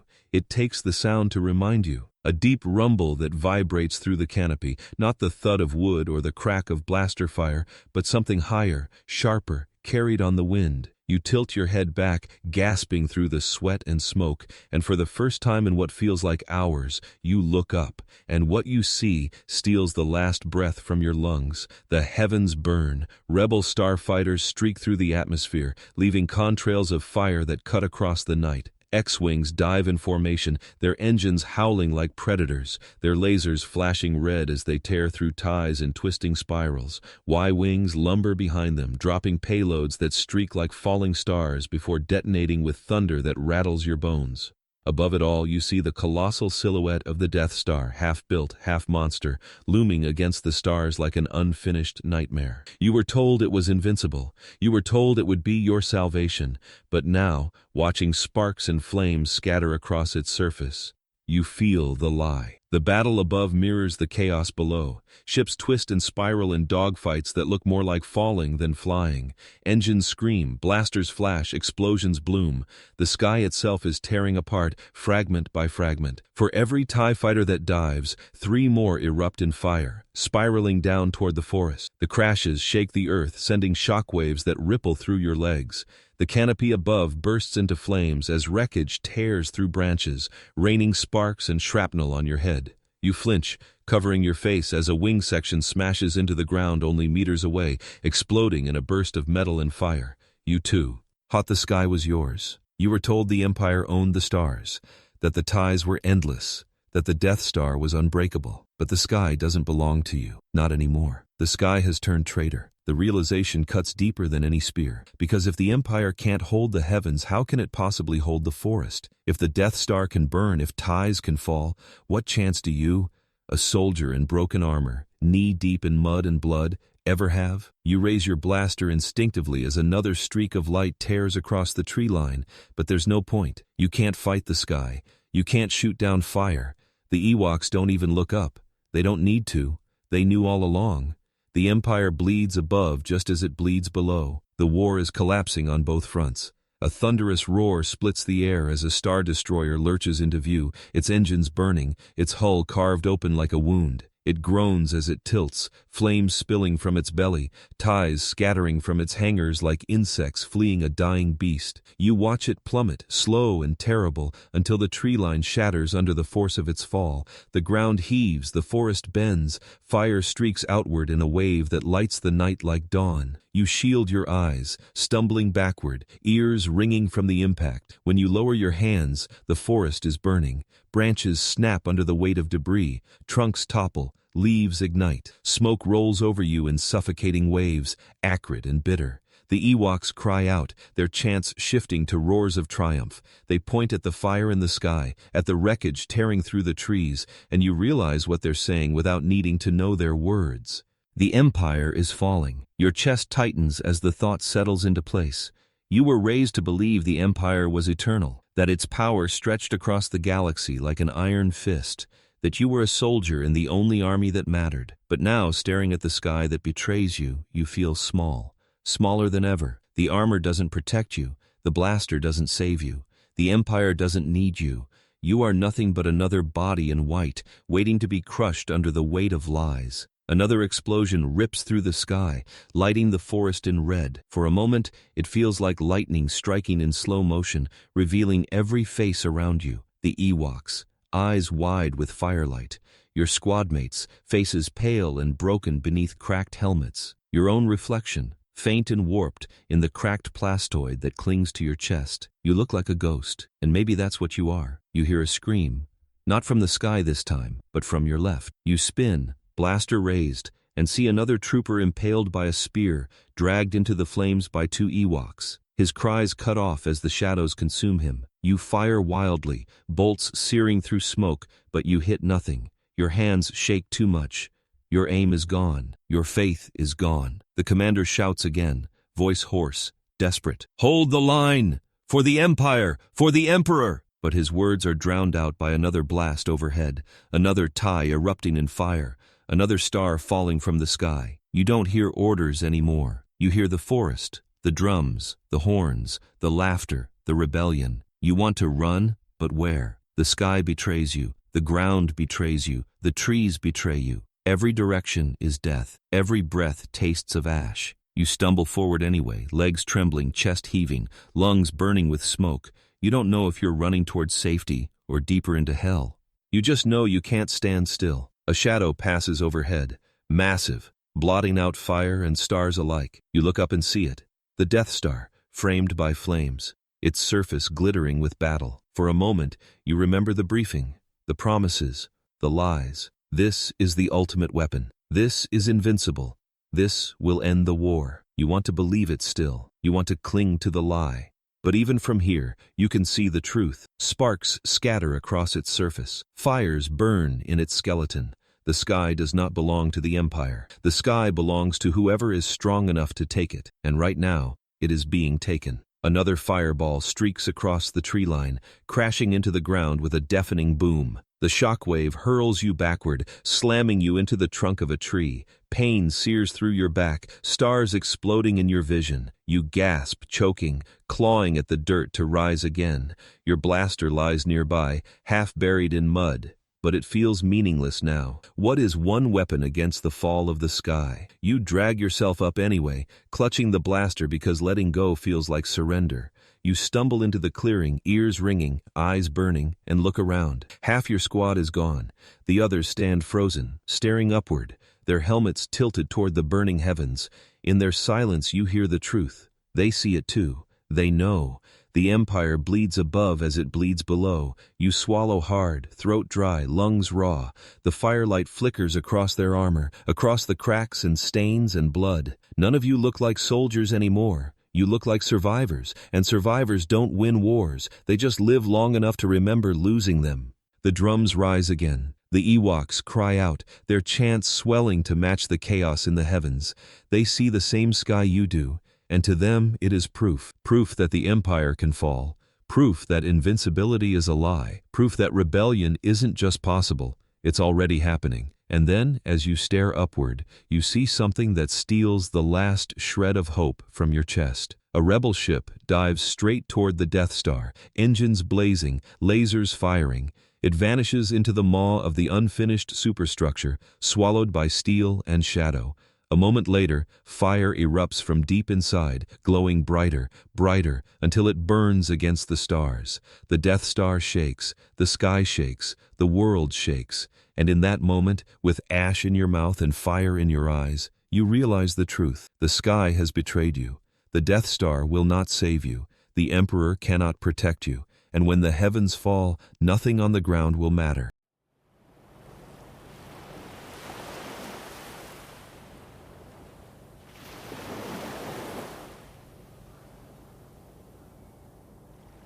You can't breathe. The forest has turned into a furnace, every inhale thick with smoke, every exhale burning like fire in your chest. You run anyway, because stopping means death. Ash swirls around you in choking waves, coating your armor, clinging to your skin, turning every bead of sweat into a smear of mud. The air tastes of metal and blood, of things that should not be breathed, and yet you drag it into your lungs because it's all you have. You don't know where you're going. You don't know if your squad is behind you, ahead of you, or already gone. The comms crackle with fragments, shouts, screams, static, but nothing whole, nothing that can guide you. So you keep running, boots slamming against uneven ground, slipping in mud, tripping over roots. The forest blurs into walls of fire and shadow, endless and indistinguishable. Every direction looks the same. Every step feels like running in circles. You are lost, completely. The flames have changed the forest. Where once there were towering trees, there are now pillars of fire. Branches collapse with sharp cracks, sending showers of sparks raining down like stars that burn instead of shine. The smoke blinds you, stings your eyes until tears stream down your face. You rub at them with your gloves, but it doesn't help. The world remains a haze of orange and black, a shifting nightmare where shapes move and vanish before you can focus. You hear footsteps. Not yours, not heavy boots on soil, but light, quick patters that dance just out of sight. You spin, blaster raised, heart pounding, but there's nothing there. Only smoke, only fire, only shadows. The sound vanishes as quickly as it came, leaving only the hammer of your pulse in your ears. You force yourself forward, telling yourself it was nothing, but you know better. You know you're not alone. The forest itself betrays you. Roots rise like traps, twisting out of the ground, catching your boots, sending you sprawling face first into mud. Your visor is gone, your helmet discarded long ago, so the earth hits you raw. The taste of dirt fills your mouth, gritty and bitter. You push yourself up, spitting mud, coughing hard enough to tear your throat. Pain shoots through your knees, but you can't stop. You scramble to your feet and run again, lungs screaming, body breaking. The fire makes it worse. Heat radiates from all sides, pressing against your armor until it feels like you're being baked alive. Sweat pours down your face, dripping into your eyes, stinging, blurring your vision further. Your undersuit clings to your skin like a second layer, soaked through, suffocating. Every breath comes ragged, shallow, desperate. You feel like you're drowning on land. You trip again, this time over something softer. You fall hard, chest slamming against the ground, and when you push yourself up, your hands come away wet. You blink through the haze, and your stomach lurches. A body, armor cracked, visor shattered, chest pierced with arrows, one of your own, a trooper you marched beside, someone whose face you never saw, whose name you never learned, and now never will. You stagger back, bile rising, but bodies are everywhere, scattered through the smoke, lying broken among roots and fire. Some still clutch their blasters, some stare upward with glassy eyes. Some are torn apart, armor ripped open by weapons you used to laugh at. You gag, stumble, and force yourself forward. You can't look anymore, you can't stop, because if you stop, you'll join them. Your blaster rattles in your grip, slick with sweat, heavier with every step. You don't even know if there's a power pack left inside, and you're too afraid to check. Because if it's empty, if you squeeze the trigger and nothing comes out, you'll have nothing left to believe in. So you hold it tighter, like a talisman, a useless relic that still pretends to be a weapon. The smoke grows thicker. You cough violently, chest heaving, lungs raw. You rip off your gloves, clawing at your throat as though it might help, but it doesn't. The air is poison now, and you are swallowing it whole. You drop to your knees, gasping, vision swimming. You want to stop. You want to give in, but then you hear it. Drums. They pound faintly through the haze, steady, relentless. A rhythm that cuts through your panic, through the fire, through the chaos. You know that sound. You've heard it before. The forest's heartbeat, the Ewoks' war cry. It grows louder with every second, closer with every step, and you realize the truth. You're not running away from them. You're running straight toward them. You stumble to your feet again, legs trembling, and push forward through the smoke. The drums grow louder, joined by voices, high-pitched, guttural, rising and falling in waves. War cries, laughter, celebration. They know you're coming. They've been waiting.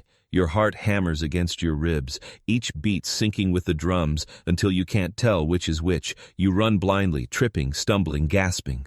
The smoke clears slightly, just enough for you to see shapes ahead. Small, squat silhouettes dancing in the firelight. Ewoks. Dozens of them. Their eyes gleam as they raise their weapons, their chants growing louder, their movements faster. You freeze, chest heaving, lungs burning. The blaster rattles in your hands. You could fire. You could kill some of them before they reach you, but what's the point? There are too many.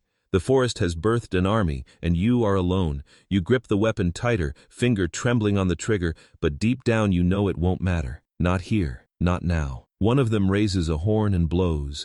The sound cuts through the night, echoing across the burning forest. Answering horns blare in the distance, closer and closer, until the sound surrounds you. You stagger back, heart pounding, eyes wide. You are trapped. The forest is closing in.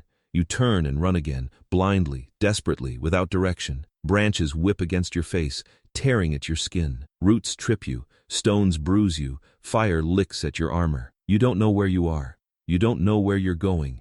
You are lost in a forest that has no end. The smoke thickens again, choking, blinding. You stumble forward, coughing, eyes burning. Shapes dart through the haze, small, quick, clever. They're following you, driving you, hurting you. Every step you take, they are there. Every turn you make, they're already waiting. You are not escaping. You are being guided. You collapse against a tree, gasping, chest heaving, body shaking. Your vision blurs, your strength fails, your blaster slips from your hands. You slide down the trunk, falling to your knees, choking on smoke. For a moment you want to let it end, to sink into the dirt, to let the fire consume you, to stop running. But then a voice whispers in your mind, not from the comms, not from your squad, from the forest itself. You don't belong here. You jolt, eyes wide, heart pounding. You force yourself to your feet again, staggering forward, half running, half falling. The forest tilts and spins, the firelight blurring, the smoke burning your throat raw.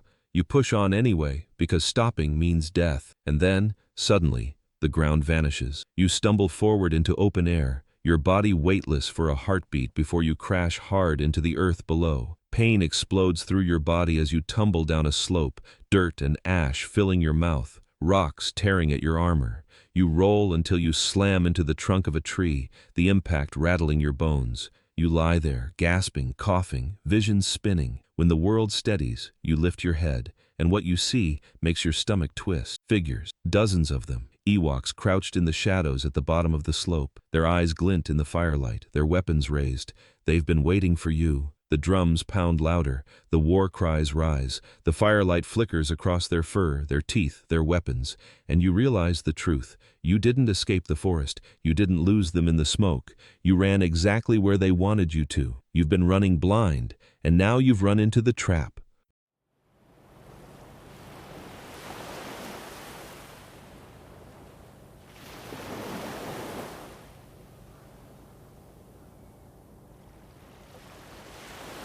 At first, there is silence, a silence so deep, so sudden that it makes your ears ring. The fire has dimmed here, smothered by the thick canopy above, and the smoke thins into a heavy fog that crawls low along the ground. You stagger, your breath rasping, your chest burning from the run. You think you've escaped. You tell yourself you've outrun them. You want to believe the silence is mercy, but it isn't. It's waiting. You freeze in place, blaster heavy in your grip, eyes darting from trunk to trunk. The forest feels too still, too deliberate, as if it's holding you in its gaze.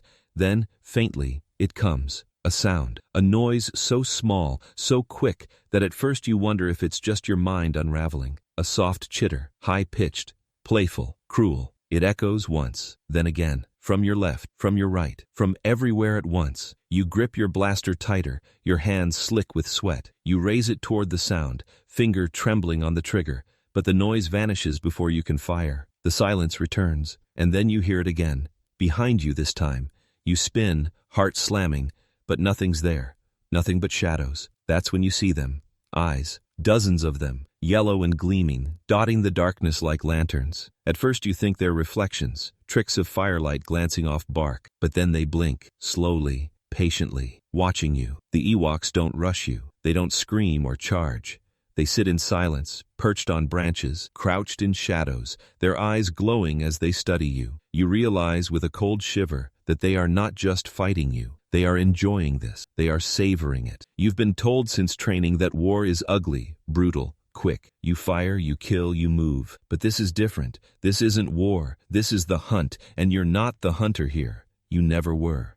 The chittering rises again, louder this time. One voice becomes two. Two becomes 10. The sound weaves through the silence, high-pitched and mocking, a chorus of laughter that doesn't belong to children but to predators who know their prey has nowhere left to run. The sound gnaws at your nerves, clawing at the inside of your skull until you can't stand it. You fire. One wild shot into the trees, red light searing through the dark. The bolt slams into bark, burning a hole, sparks flaring. For a moment the eyes scatter, blinking out like stars. You think you've scared them. You want to believe it. But then the laughter returns, louder now, harsher, rising into a chorus of cruel delight. They're not afraid of your blaster. They never were. You step back, boots crunching on leaves, breath quickening. The eyes close in tighter, glowing in a ring around you. They blink in unison, shifting, circling. You realize with horror that they're not testing you anymore. They're playing with you. They want you to panic. They want you to run, because that's what prey does. You whisper to yourself inside the helmetless silence, words drilled into you during training. The Empire protects. The Empire prevails. But the words taste like ash. They mean nothing now. The Empire doesn't see you. The Empire doesn't care. Out here it's just you and the eyes. Something moves behind you, quick. Sharp, a twig snaps. You spin, firing, your blaster bolt illuminating the forest in a brief flash of red. For a fraction of a second you see it. An Ewok clinging to a trunk, teeth bared, eyes wild. Then it vanishes into the dark, untouched. Your bolt strikes nothing but leaves. The laughter grows again, mocking, celebrating. You stumble backward, firing again, then again, each shot tearing holes into shadows but hitting nothing. Your blaster grows hot, your hands shake. Your heart pounds, sweat stings your eyes, blurring your vision. You want to scream, you want to cry, but you can't do either. You can only breathe in shallow, ragged gasps as the forest closes in. And then one of them reveals itself. It steps from the shadows, small and furred, its eyes glowing in the firelight. It doesn't charge, it doesn't attack. It just stares at you, head tilting slowly, studying you like a predator deciding where to strike first. It raises its spear, not to throw, not to stab, but to point, straight at you. The others answer. Eyes blink in unison, spears glint in the dark. The circle tightens. The chittering becomes a chant, rising, echoing, vibrating through your chest. The forest is alive with their joy, their hunger, their triumph. You raise your blaster, aiming at the one who points.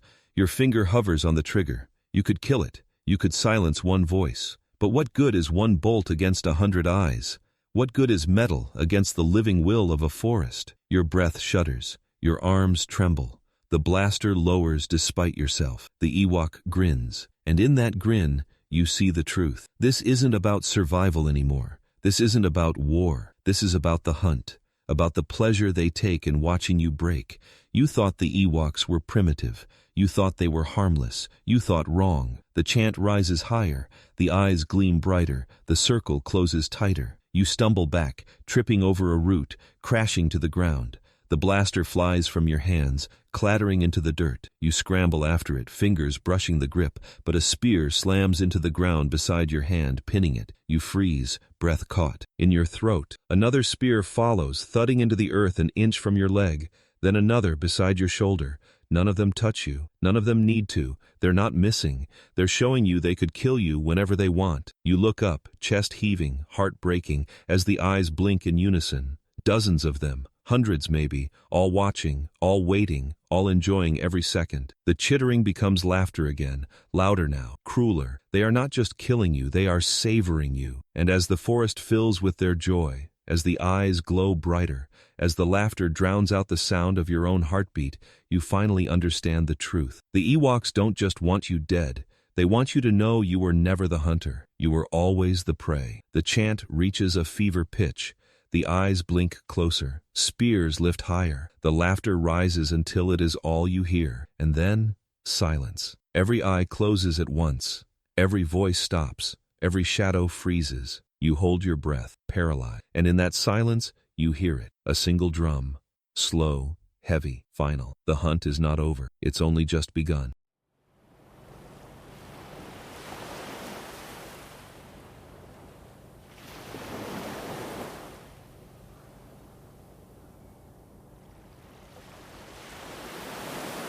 The sound comes before the sight, a sharp, sickening snap that cuts through the forest louder than any blaster bolt. It is not wood, it is not rope, it is bone. The noise carries with it a weight that makes your stomach twist, a sound that your mind refuses to mistake for anything else. You freeze, breath shallow, heart hammering, because you know exactly what it means.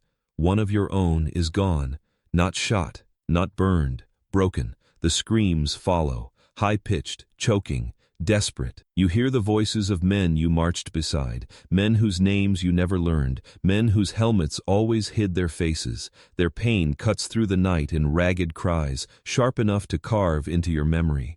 Each scream rises, peaks, and then collapses into silence. Silence that is heavier than sound. Silence that is permanent. You stumble forward, boots crunching on leaves, the blaster rattling in your grip. The forest is alive with traps now. You hear the groan of ropes pulling taut, the creak of wood swinging free, the thud of logs colliding. Each sound is followed by another snap, another scream, another silence. Ahead of you, a trooper runs, his white armor gleaming faintly through the smoke. For a heartbeat you feel relief. You're not alone. You push toward him, shouting, but he doesn't turn. He's sprinting too fast, too blindly. Then the ground beneath him shifts. A pit yawns open, hidden by leaves. He drops with a cry that ends in a wet crunch.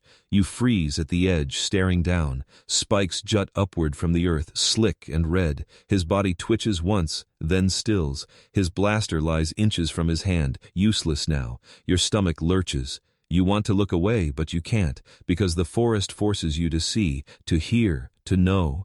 You press on, legs trembling, sweat pouring down your back. The air is thick with the stench of blood, sharp and metallic, mingling with the sweet rot of moss. Smoke stings your eyes, tears streaking your face until the world blurs. You blink hard, trying to clear your vision, but the blur only grows worse. Shapes move in the haze, Ewoks darting, ropes snapping, shadows shifting. You fire blindly, bolts searing through the dark, but your shots only light up more horror. A log swings from above, slamming into a pair of troopers. The impact is deafening, the crunch unmistakable. Their screams overlap for a moment, then fade together into silence. The log swings back, dripping red across its bark. You stumble back, gasping, your chest heaving. Your blaster feels like dead weight. You want to throw it aside, to cover your ears, to stop hearing, but you can't. The sound is everywhere. The forest won't let you forget. You trip over something solid and fall hard into the dirt. Your hands brush against plastoid. You glance down and see him. A trooper sprawled on his back, helmet cracked open, eyes staring blankly at the canopy above. His chest is caved inward, the armor dented and splintered. You don't need to guess how it happened. You can hear it still. The snap, the crunch, the collapse. You scramble to your feet, stumbling, choking, tears burning your eyes. The sound follows you, always the sound.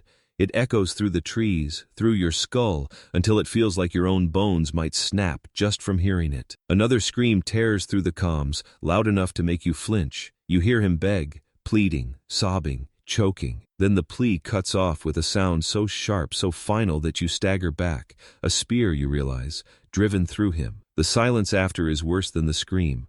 The silence is always worse. You run. You don't know where. You don't know why. You just run. Boots slipping on mud, lungs burning with smoke. The forest blurs into streaks of fire and shadow. The sound follows. Always the sound, always the breaking, always the screams. Ahead you see another survivor. He's trapped, caught in a net, dangling upside down. He thrashes wildly, armor clattering, blaster long since lost. You stumble toward him, hands reaching, but before you can get close, the Ewoks spring their trap. The net jerks upward, slamming him into the trunk of a tree with bone-shattering force. Once, twice, a third time. His scream turns into a gurgle, then stops. The net stills, his body limp. The sound echoes in your head. Snap, crack, silence. You stagger back, bile rising, body trembling. You want to vomit, to collapse, to give in, but the forest won't let you. The forest keeps moving, keeps killing, keeps breaking. You stumble into a clearing where the ground is littered with bodies. White armor cracked open, twisted at unnatural angles, blood pooling dark against green moss. Spears protrude from gaps in armor, arrows stick from neck seals, faces frozen in expressions you were never meant to see behind helmets. You step carefully, your boots slipping on blood-slick leaves, your breath coming in shallow, broken gasps. Every step is another reminder. Every body is another truth. The Ewoks' laughter rings through the canopy, high-pitched, gleeful. They don't just fight you, they revel in it. They cheer with every scream, celebrate with every crunch, howl with every silence. They are not just hunters, they are executioners, and you are not just soldiers, you are prey. The commander's voice crackles weakly over the comms, broken, desperate. He shouts for order, for regrouping, for anything, but his words are drowned out by the forest's chorus, by the sound of bones breaking, by the screams of men who will never rise again. You stumble to your knees, blaster falling from your hands, tears streaking down your face. You press your hands to your ears, trying to block it out, but you can't. The sound is inside you now. It rattles your ribs, it shakes your teeth, it claws at your mind. You can still hear it, the endless snap, crack, collapse. You lift your head, and through the blur of tears and smoke, you see them. The Ewoks. Dozens of them, emerging from the shadows, their eyes glowing, their weapons slick. They grin as they advance, their laughter echoing, their chants rising. They enjoy this. They always have. Your breath catches, your heart pounds, your body trembles. You reach for your blaster, fingers brushing the grip, but even as you lift it, you know, you can't stop them. You can't win. All you can do is listen. And so you do. You hear the ropes snap, you hear the logs crash, you hear the bones break.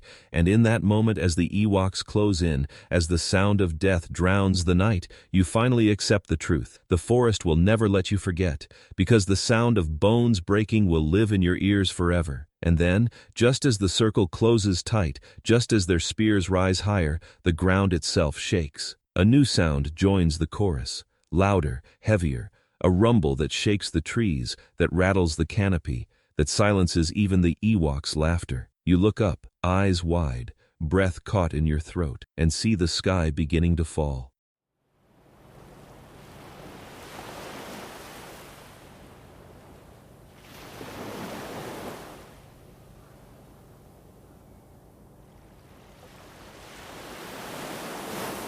The forest opens beneath you.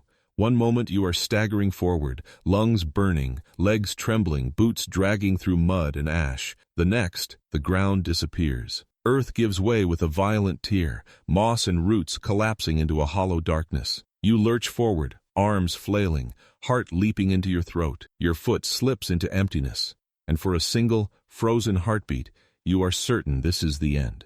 Then your other boot catches.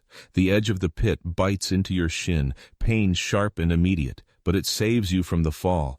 You slam down onto your knees, gasping, clutching at the soil with gloved hands. Dirt crumbles between your fingers as your weight drags you closer to the brink. You kick back, scrambling, clawing, every muscle straining, until finally you roll onto your back, chest heaving, staring upward at a canopy of smoke and fire. And then you look down. The pit yawns wide at your feet, its bottom a bed of sharpened stakes. Dozens of them, carved from thick branches, hardened in fire, their tips gleaming wet in the dim glow of burning foliage. You know what that wetness is, you don't need to ask. The smell already tells you, metallic, bitter, iron, blood. You see white armor at the bottom, a body skewered on the spikes, impaled clean through the chest. The helmet is cracked open, visor shattered, face pale and slack. You don't know his name. You don't need to. You trained with men like him. You ate beside them. You slept beside them. You marched beside them. And now he is meat, skewered like a trophy, a warning left in plain sight. You stagger back from the edge, bile rising, your stomach twisting so violently you double over. You gag but force it down, wiping sweat and spit from your mouth with the back of your glove. The smell doesn't leave you. It clings to your armor, to your skin, to your memory. That's when it hits you. The pit wasn't an accident. It wasn't chance. It was meant for you. The ground beneath your boots has turned into death itself. You spin, blaster raised, searching the tree line. The forest is silent again, but not empty. It's never empty. You feel eyes on you, small, sharp, unblinking, watching, waiting, laughing. You don't hear the chittering, not yet, but you know it's coming. It always comes. You step carefully now, each boot pressing into the soil with hesitation, as though every inch might give way. Because it might. The forest no longer feels like a place. It feels like a weapon, a trap that stretches for miles in every direction. You can't trust the ground, can't trust the roots, can't trust the moss. Even the air feels like it's closing in, suffocating, thick with smoke, and the faint sting of sap burning in the flames. You stumble forward, desperate to move, desperate not to linger near the pit. Every step is a gamble, every stride a question you can't answer. Will the earth hold, or will it betray you again, dropping you into sharpened wood and silence? A sound splits the air, a sharp snap, rope pulling taut. You spin, blaster raised, but too late. A net erupts from the ground behind you, snapping shut around two troopers who weren't fast enough to see it. They scream as the net drags them upward, twisting their limbs, crushing armor against bone. You fire instinctively, bolts searing through the ropes, but the damage is already done. One of them hangs limp, head lolling at an unnatural angle, neck broken. The other thrashes weakly, choking until an arrow whistles from the shadows and pierces his throat. Blood sprays in a fine mist as he gurgles and stills. You choke on your breath, stumbling backward, vision blurring with sweat and smoke. You whisper to yourself, "Don't think, don't feel, just move." But the forest won't let you. The forest forces you to think, to feel, to hear every sound, every scream, every crunch. The ground shifts again. You leap aside just as another pit collapses beneath you, the spikes glinting like teeth in the firelight. You roll, armor scraping against bark, dirt filling your mouth. You spit, coughing, pushing yourself up with trembling arms. The pits are everywhere. The forest is collapsing, opening its jaws, swallowing you whole. You try to run, but running only makes you reckless. Another snap of rope, another swing of logs, another crash of wood against armor. You see a trooper crushed in front of you, pinned between trunks, his body folding in half with a sound that makes your stomach wrench. You turn away, but the image won't leave. It never leaves. The Ewoks reveal themselves now, shapes darting through the smoke, eyes gleaming, voices rising in cruel chittering laughter. They don't need to rush you, they don't need to charge, they only need to wait, because every step you take is already a trap, every direction is already death. You fire into the shadows, bolts searing red through the haze.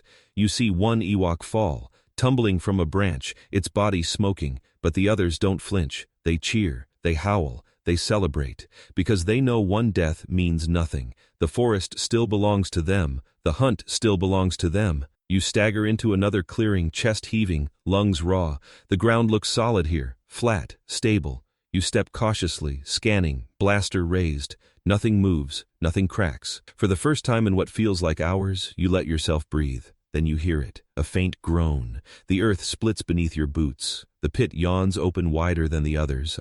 His mouth lined with stakes so sharp they gleam even in the smoke. You fling yourself back, barely catching the edge, dirt crumbling under your gloves. Your legs dangle for a moment above the spikes, your own reflection staring back at you in the blood that stains their tips. You kick, scramble, claw your way up, gasping, heart hammering so loud you can't hear anything else. You collapse on solid ground again, chest heaving, vision swimming. Sweat pours down your face, your undersuit clings to your skin, your limbs tremble with exhaustion. You can't do this. You can't fight this. The forest is not a battlefield, it's a slaughterhouse, and you are the livestock. A voice crackles faintly in your comm, the commander. His words are garbled, broken by static, but you catch fragments. Fall back. Can't hold. Too many. Then silence. You slam your fist against your helmetless head, desperate for clarity, desperate for anything that makes sense. But the comm stays dead. The squad is gone. You are alone. The chittering rises again, louder now, closer. The Ewoks are watching from the branches, from the pits, from the shadows. Their eyes gleam, their voices overlap, their laughter echoes. They know you're trapped. They know you're weak. They know there's no way out. You stumble backward, blaster shaking in your grip. Your breath comes ragged, your throat burns, your heart feels like it might burst. You whisper to yourself again, over and over, move, move, move. But you don't know where, you don't know how. Every step could be the one that kills you. Every patch of earth could be another pit. Every tree could hide another log. Every shadow could hold another spear. You're not a soldier anymore. You're not even a man. You're a rabbit in a snare, a mouse in a maze, a body waiting to be claimed. It comes from above this time, from the branches, from the shadows, high-pitched, mocking, endless. The Ewoks don't even need to kill you. They just need to watch you stumble into their traps. They just need to enjoy the hunt, and you realize the truth. There is no path forward. There is no path back. The forest has turned against you. The ground itself wants you dead. The trees want you crushed. The shadows want you broken. This is the trap you can't escape. And as the laughter echoes, as the pits gape wider, as the ground groans beneath your trembling boots, you hear another sound, a deeper one, a rumble that shakes the forest, that rattles the canopy, that silences even the Ewoks. You lift your head, eyes wide, heart frozen, and see the Death Star burning in the sky.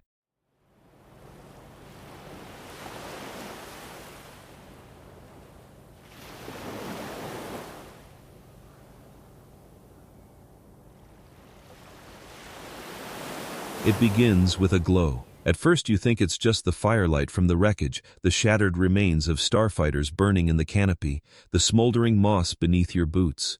But this light moves, flickers, multiplies. Dozens of small, bright flames appear above you, swaying back and forth, their glow filtering through the smoke. You lift your head, eyes stinging, chest heaving, and you realize the truth. They are torches, dozens of them, maybe hundreds, held in the paws of creatures small enough to vanish into shadow, clever enough to stay beyond the reach of your blaster. The flames sway in unison, like stars blinking in the branches. For a moment, it looks almost beautiful, like constellations painted in fire. But then the Ewoks shriek, and the beauty turns to horror. The torches fall, one after another. They rain down from the trees, streaking through the smoke like meteors. You raise your arms instinctively, but it doesn't matter.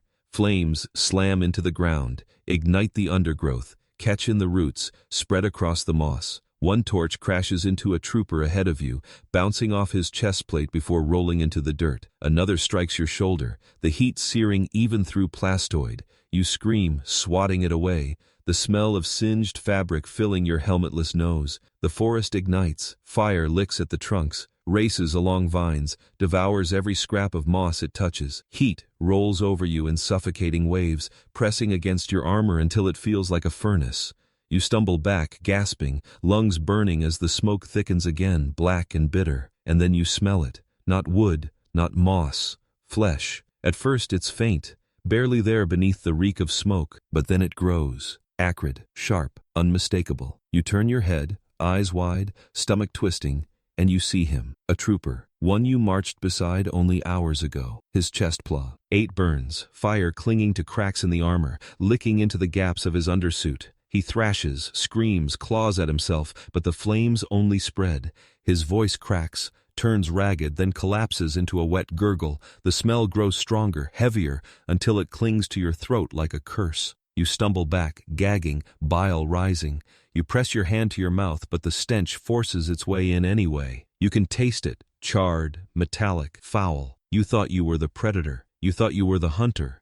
But here, in the glow of burning flesh, you know what you are. Prey, meat, fuel for a fire you cannot escape. The screams multiply. You hear them all around you, voices of men you trained with, men you laughed with, men who believed in the same lie you did. They scream as fire clings to their armor, as smoke fills their lungs, as flames devour their bodies. Some beg, some curse, some simply wail, long and broken, until their voices cut off into silence. You raise your blaster, firing wildly into the trees, desperate to silence the laughter that rises above the screams. Red bolts sear through the canopy, setting more branches alight, but you don't care. You just need to do something, anything. But the Ewoks don't fall. They vanish before your bolts can hit. Their laughter echoes louder, sharper, feeding off the smell, feeding off the fear. A shadow drops from the branches, landing on the back of a trooper beside you. The Ewok drives a torch against his neck seal, pressing until flames cling to the undersuit. The trooper shrieks, thrashes, collapses. The Ewok leaps away, vanishing into smoke, leaving only the sound of fire and the stench of cooking flesh. Your chest heaves, your throat burns, your vision swims. The air is thick, suffocating, alive with sparks that sting your skin, ash that clogs your lungs. You stumble forward, boots slipping on scorched moss, the heat so intense it feels like your armor is melting. You claw at the straps, desperate to tear it off, desperate for air. But you don't. You can't. Because the armor may burn you alive, but without it, you're already dead. Another torch falls, striking the ground inches from your feet. Flames leap up, catching the roots, spreading fast. You leap back, nearly stumbling into another trooper. He clutches his arm, screaming as fire eats into the joint. You grab him, try to pull him away, but the flames consume him faster than you can move. His scream turns high-pitched, animalistic, until it ends with a sudden silence that makes you stumble backward in horror. The smell grows thicker, stronger, overpowering. You can't escape it. You can't block it. It fills your nose, your mouth, your lungs, until you feel like you're choking on the dead. The Ewoks chant now. Their voices rise above the screams, a chorus of cruel delight. They bang drums. They howl. They celebrate. To them, this is victory. To you, it is hell. You stumble deeper into the fire, eyes stinging, sweat dripping into your mouth. The taste of salt mixes with ash, with iron, with bile. Your blaster hangs heavy in your hand, your arms trembling too much to aim. You fire anyway, bolts searing through the haze, but you don't even see where they land. You just need to fire. You just need to fight. But the forest doesn't care. The Ewoks don't care. The fire doesn't care. The ground cracks beneath you, a log snapping free of its bindings. It swings low, slamming into 2 troopers at once, crushing them against a burning trunk. Their screams cut short, their armor splintering, their bodies folding. The flames shud. Atch instantly, spreading across their plastoid, burning them alive even as they hang broken. The stench rises again, stronger than ever, wrapping around you like chains. You gag, stumble, nearly fall. The world spins in firelight. Orange and red and black. Your lungs ache, your legs tremble, your body feels like it's melting from the inside out. You want to drop your weapon, you want to fall to your knees, but you don't, Because even in this nightmare, even in this inferno, you cling to the lie that you're still a soldier, that you're still fighting. But deep down, you know. Soldiers don't scream like this. Soldiers don't burn like this. Soldiers don't die like this. Prey does. The flames spread higher, faster, until the canopy itself is burning. Leaves ignite, branches snap, sparks rain down like stars. The Ewoks howl louder, their torches blazing, their chants vibrating through the air. You look up, eyes wide, and see them silhouetted against the fire. Dozens of them, hundreds maybe, all holding torches, all laughing, all watching you choke on the smell of your brothers burning. And then you hear it, a new sound, a rumble, deep, heavy, final. The sky glows brighter, the ground trembles, the forest shakes. You lift your head, sweat and ash dripping from your chin, eyes burning, and through the flames you see it, the Death Star, exploding. A wave of fire blossoms across the heavens, brighter than any torch, larger than any blaze. The shock wave rattles the forest, shaking the ground, silencing even the Ewoks for a heartbeat. You stare upward, chest heaving, mouth dry, as the Empire's greatest weapon burns above you. And in that moment, as fire rains from the sky to join the fire on the ground, you realize the truth. You thought you were the predator, but all you can smell now is fear and burning flesh. And the worst part is, you know you're next.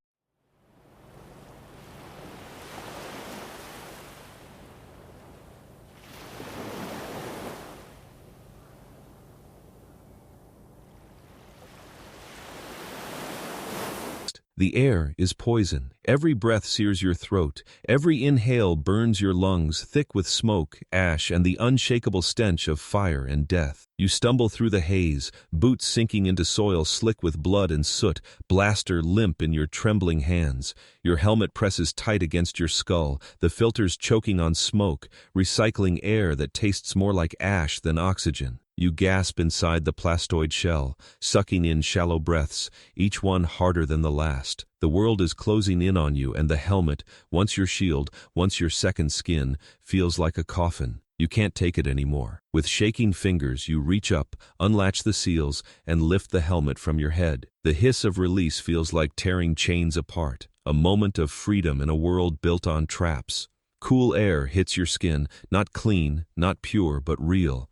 You drag it in greedily, choking and coughing, eyes watering as the smoke sears them raw. For a second you think you can breathe again. For a second you almost believe you've escaped. But the truth comes with the next breath. The air outside is worse.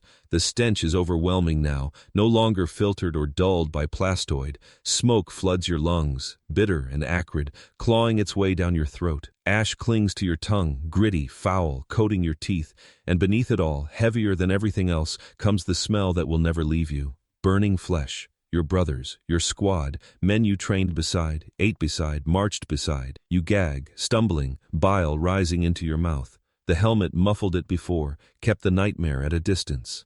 Without it, you are drowning in it. And that's when you realize the truth. The helmet never protected you. Not from this, not from the fire, not from the traps, not from death. The helmet protected you from yourself. It hid you. It masked your fear. It turned you into a faceless soldier, one of many, one of endless, nothing but white armor in a sea of white armor. But without it, without the mask, you are not a stormtrooper. You are just a man, and you are terrified. The air feels raw against your face, every ember stinging like a whip, every spark biting into your skin. Sweat runs freely down your cheeks, dripping into your mouth, salty and bitter. You wipe at it with trembling hands, but more comes, mixing with tears you don't remember shedding. You want to put the helmet back on, to retreat into the faceless mask, to disappear into the illusion of strength, but you don't. You can't, because now that it's gone, you can feel the truth. You are human, and you are afraid. The forest knows it. You hear them in the branches, the soft patter of feet, the chittering voices that rise and fall in cruel amusement. You feel their eyes on you, glowing in the firelight, watching, judging, savoring. You wonder if they can see your face now, if they can see the fear written across your skin, carved into your trembling lips, etched into your wide, bloodshot eyes. For the first time, they don't see a soldier. They don't see armor. They see you. And that makes it worse. You clutch the helmet in your hands, pressing it to your chest as though it's a shield, though you know it isn't. The plastoid is cracked, blackened with soot, scarred with the marks of stones and spears. It can't protect you. It never could, but you hold it anyway, because letting go feels like giving up the last lie you have left. The forest whispers around you. Branches creak, leaves rustle, feet patter. The Ewoks are close now, circling, waiting. You know what they're waiting for. They want you to break. They want you to run. They want to watch you scramble. Desperate, human. They enjoy the hunt. And without your mask, you can't pretend you're anything else but prey. A twig snaps behind you. You spin.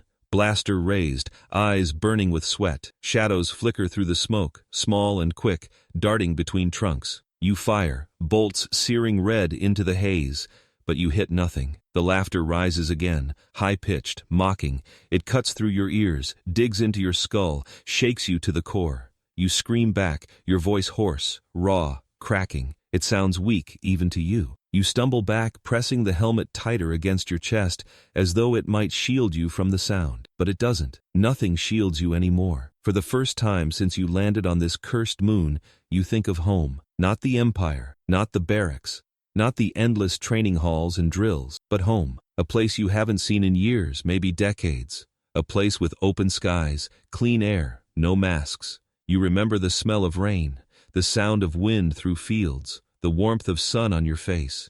You cling to the memory desperately, like a drowning man clinging to driftwood. But the forest drowns it out. The smoke chokes it. The laughter smothers it. Endor doesn't care about your memories. Endor only cares about your fear. You put the helmet back on, not to breathe, not to fight, but to hide. You seal it, the hiss loud in your ears, the visor snapping back into place. The world dulls again. The smells fade. The air feels recycled, dead but manageable. You can't feel the fire on your skin anymore. You can't taste the ash as sharply. You can't smell the flesh as strongly. For a moment, the illusion returns. You are a soldier again, a stormtrooper, a faceless part of the machine. But inside, beneath the mask, you know the truth. The helmet hides your fear. It doesn't erase it. And now that you've felt it, raw, exposed, human, you know it will never leave you. The forest stirs again. You hear ropes creak above, the groan of wood straining under weight. You look up, visor reflecting firelight, and see them. Logs suspended high in the branches, swaying gently, waiting. Another trap, another death waiting to happen. You raise your blaster, heart pounding, but your arms tremble too much to aim. Sweat pools inside the helmet, dripping down your cheeks, soaking into the padding. You can't breathe again. You can't think again. The mask has become your coffin once more. The logs snap free. They swing down with thunderous force, colliding in the center of the clearing. You dive aside, rolling through the dirt, the impact rattling the ground and sending shockwaves through your chest. The sound of bones breaking follows, sharp and final. You look up and see another trooper crushed between the trunks, his body folding, armor shattering, blood spraying. The logs swing back, dragging his broken body into the shadows. You scramble to your feet, chest heaving, visor fogging. The Ewoks howl in triumph, their voices rising above the flames, their laughter echoing through the canopy. You clutch the blaster tighter, helmet pressing against your skull, fear pounding in your veins. You can't take it off again. You can't face the truth again, but you also can't forget it. The mask doesn't make you invincible. It doesn't make you a soldier. It only makes you blind. And when it comes off, when you face yourself, you see what you really are. Human, weak, terrified. That's why it sucked to be a stormtrooper on Endor, because the helmet doesn't protect you. It hides you. And when it comes off, when the mask slips, all that's left is fear. A horn blares in the distance, deep and final. The Ewoks' voices fall silent. The forest stills. You lift your head, visor reflecting the firelight, and realize with a shuddering breath that the hunt is about to change. The next trap is already waiting.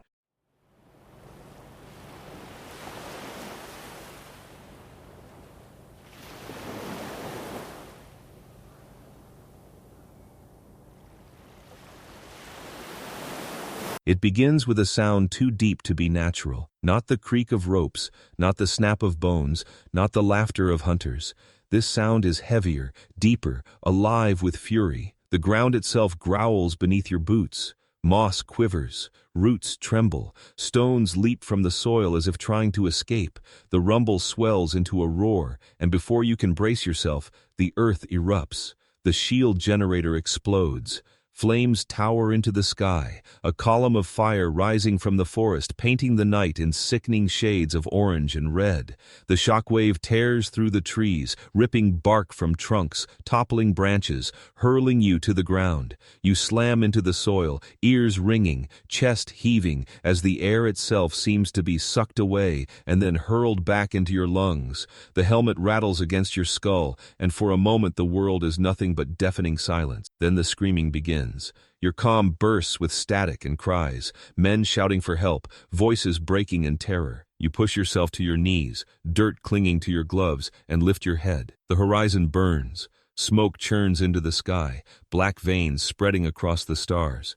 The shield generator, the very thing you were told was unbreakable, indestructible, absolute, is gone. Nothing remains but twisted wreckage and a crater of fire. You stumble to your feet, heart hammering. The ground still trembles beneath you, aftershocks rolling through the soil like the heartbeat of a dying beast. The air tastes of ozone and burning metal, sharp and bitter, filling your mouth until you gag. You look down and see shards of plastoid scattered at your feet, a shoulder plate, a cracked visor, a glove still filled with the hand it once belonged to. Your stomach twists, and then you look up. The sky burns.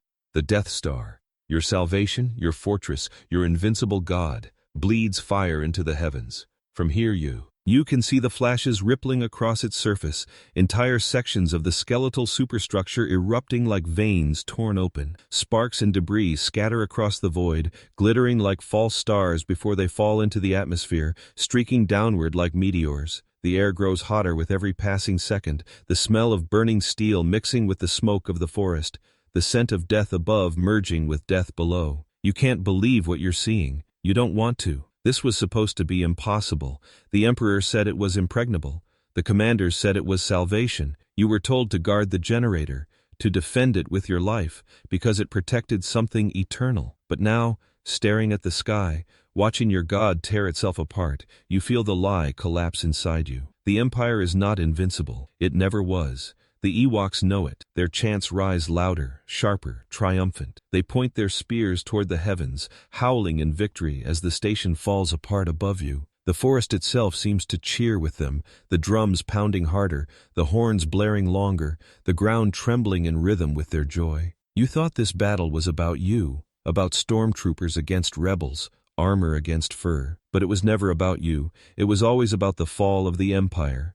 Your blaster slips from your hands. It crashes into the dirt, useless, forgotten. What good is a weapon when the sky itself betrays you? What good is a rifle when the ground you defend no longer matters? You look down at your trembling hands, your gloves scorched, your armor cracked, your body broken. You thought you were a soldier. You thought you were part of something greater. But now you see the truth. You are nothing. The comm crackles again, fragments of voices lost in chaos. Generator gone, Death Star, Emperor, all lost. Then silence. You fall to your knees, staring upward. The fire in the sky spreads, swallowing more of the Death Star's surface, each explosion a reminder of the lie you built your life upon. You remember the words drilled into you during training? The Empire endures. The Empire protects. The Empire prevails.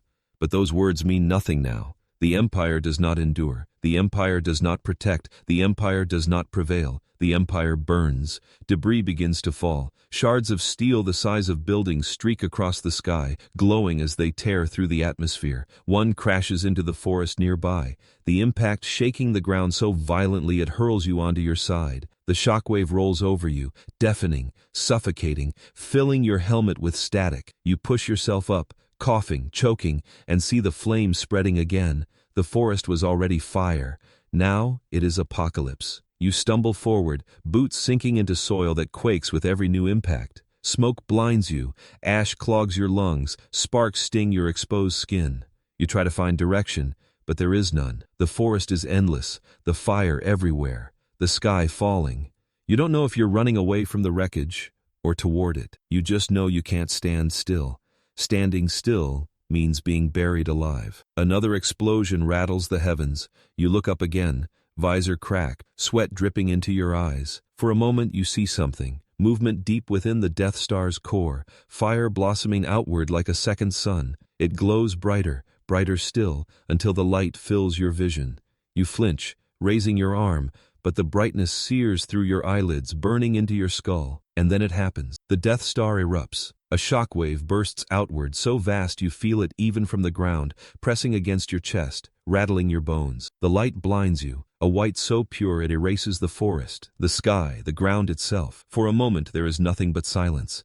Then the roar comes. It tears through the heavens, a sound so colossal it makes every trap, very crash. Every scream before it seem like whispers. The forest bends under its fury. Trees topple. The earth quakes. Fire spreads in waves, igniting everything it touches. You stagger back, hands clamped over your ears, mouth open in a silent scream. The sound drowns out thought, drowns out breath, drowns out everything but one truth. The Empire is gone. You collapse to your knees again, helmet tilted toward the ground, breath coming in ragged gasps. Your chest aches. Your arms tremble, your legs refuse to move. Around you, the Ewoks roar in triumph, their chants swelling into celebration. They dance in the firelight, their silhouettes flickering against the blaze, their laughter echoing across the ruin. They see the truth too. They always knew. The mighty Empire, the faceless Stormtroopers, the invincible Death Star, all of it can fall. And you are proof. You press your gloved hands into the dirt trying to rise, but your body shakes too much. Sweat pours down your back, pooling beneath your armor. Your throat burns, your lungs ache, your vision swims. You want to scream, to curse, to deny, but no words come, because deep down, you knew this all along. You just never wanted to admit it. That's why it sucked to be a stormtrooper on Endor. Because no matter how much you believed in the Empire, no matter how strong the armor felt, no matter how powerful the weapons seemed, it all meant nothing when the ground itself turned against you and the sky betrayed you. You tilt your head upward one last time, staring at the burning remains of the Death Star streaking through the atmosphere. Fire rains down, debris crashing into the forest, each impact shaking the world apart. The sky is falling, the Empire is collapsing, and you are trapped in the ashes. You clutch the dirt tighter, chest heaving, heart pounding, as the ground shakes again. Another explosion blooms on the horizon. The fire spreads closer. The chants grow louder, and in that moment, as the world burns above and below, you realize the collapse is not finished. The worst is still to come.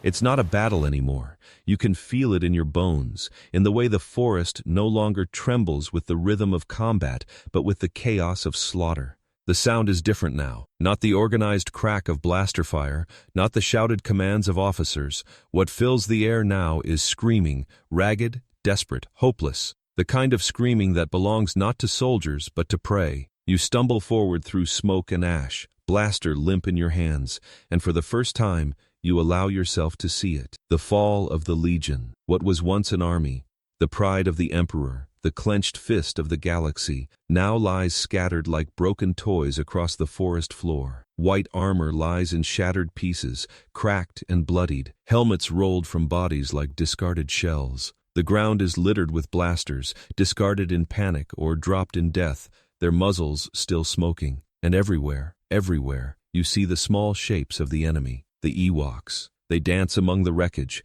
their eyes gleaming in firelight, their voices shrieking in triumph. They leap from branches, dart between roots, strike from shadows. Spears jab into gaps in armor, stones smash against visors, arrows whistle through the air, burying themselves in the throats and armpits of men who thought themselves invincible. The Empire's finest soldiers, the faceless stormtroopers, the symbol of fear across 1,000 worlds, reduced to prey for teddy bears with sticks and stones. You want to deny it. You want to scream that it isn't true, that this is just a setback, a stumble, not the end. But the evidence is everywhere. You see it in the way squads scatter, firing blindly into smoke, their formations broken. You hear it in the comms, voices overlapping in panic, men begging for orders that never come. You feel it in your chest, where the certainty of victory once lived and has now rotted in to something else entirely, dread. You stumble into a clearing and freeze. Corpses, dozens of them, your brothers in white, sprawled across the ground, limbs twisted, armor shattered. Some still clutch their weapons. Some stare blankly at the canopy above. Some hang from ropes, strung up like trophies, their bodies swaying gently in the smoke. The Ewoks dance among them, chanting, drumming, celebrating. You raise your blaster, fury burning in your chest, but your arms tremble too much to aim. You lower it again, because what's the point? One bolt won't change anything, not when the forest itself has chosen its side. The humiliation cuts deeper than the fear. You remember training, the endless drills, the endless lectures, the words drilled into you. You are the Emperor's shield. You are the Emperor's sword. You are the hammer of the Empire. You believed it. You wore the armor like a second skin. You thought the visor made you untouchable, faceless, eternal. But now, staring at the bodies of your brothers, hearing the laughter of creatures half your size, you feel the truth. The shield is broken. The sword is dull. The hammer is shattered. You are not hunters. You are prey. A scream tears through the clearing. You whip your head and see another trooper dragged into the underbrush, kicking and thrashing, his blaster firing wildly until it clatters away. His scream rises, high-pitched, desperate, before cutting off with a wet crack. Silence follows, filled instantly with Ewok laughter. Your stomach twists. You want to run to him, to help, but your legs won't move, because deep down, you know it wouldn't matter. You just join him. The forest stinks now. Smoke, blood, sweat, and the iron tang of death. It clings to your tongue, thick and metallic, until you feel like you're chewing on it. Ash rains down from the canopy, mixing with sweat on your skin, stinging your eyes. You swipe at your face, but it doesn't help. Nothing helps. The forest itself is smothering you. You stagger back, boots crunching on armor shards, and bump into someone. You spin, blaster raised, only to see another trooper. His visor is shattered. His arm hangs limp. His armor is smeared with blood. He looks at you, actually looks, eyes visible through the crack in his helmet, and you see it. The same fear, the same dread, the same knowledge that this is over. He opens his mouth as if to speak, but before a word comes, an arrow punches through his throat. Blood sprays across your visor. His body crumples. His blaster clatters. You freeze, breath caught in your chest, as the Ewoks howl in delight. You stumble backward, slipping in mud and blood, landing hard on your back. The world spins above you. Fire, smoke, branches swaying with small shapes that watch, grin, celebrate. You scramble to your feet, blaster shaking in your hands, and fire wildly into the canopy. A shape falls, tumbling to the ground with a shriek. For a moment, you feel triumph. For a moment, you feel like a soldier again. But then a dozen more shapes replace it. Eyes glowing, spears gleaming, laughter rising.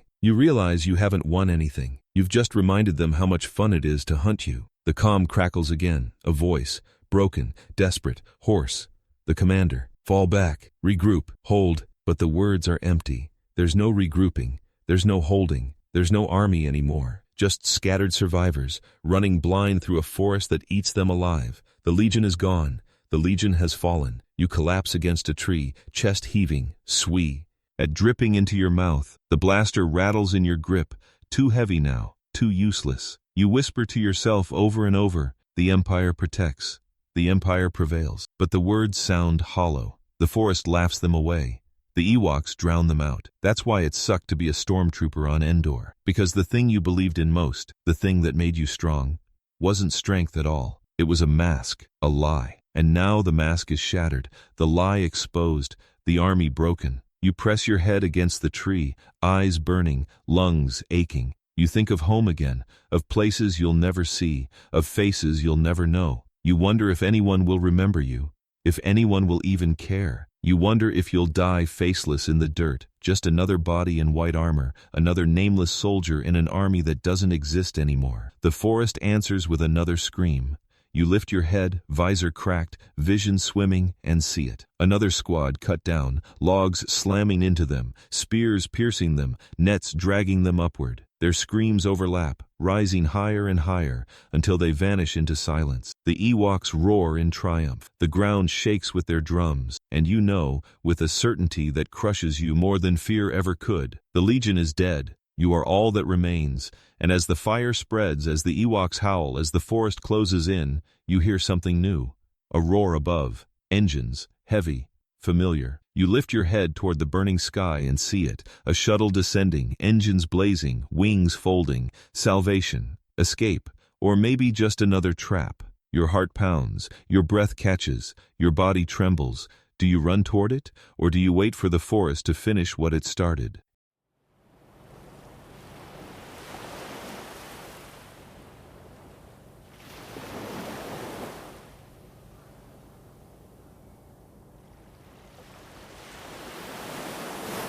You never thought you'd live to see what defeat looks like. For so long, the word didn't exist in your vocabulary. The Empire couldn't be defeated. Stormtroopers didn't lose. You were told that a white wall of armor could crush anything, that your numbers, your weapons, your training were enough to silence entire worlds. But here you are, on your knees, wrists bound behind your back, head pressed low beneath the jeering cries of creatures no taller than your chest. And suddenly, you understand what defeat feels like. The ropes bite into your wrists, rough and tight, every movement scraping skin raw. You can't feel your fingers anymore. Your legs ache from being forced to kneel for hours, from being dragged across roots and rocks when your body refused to keep walking. Your armor, once shining, once proud, is cracked and blackened, smeared with mud, blood, and ash. You feel smaller in it now, hollow. The white shell no longer makes you faceless, it makes you ridiculous.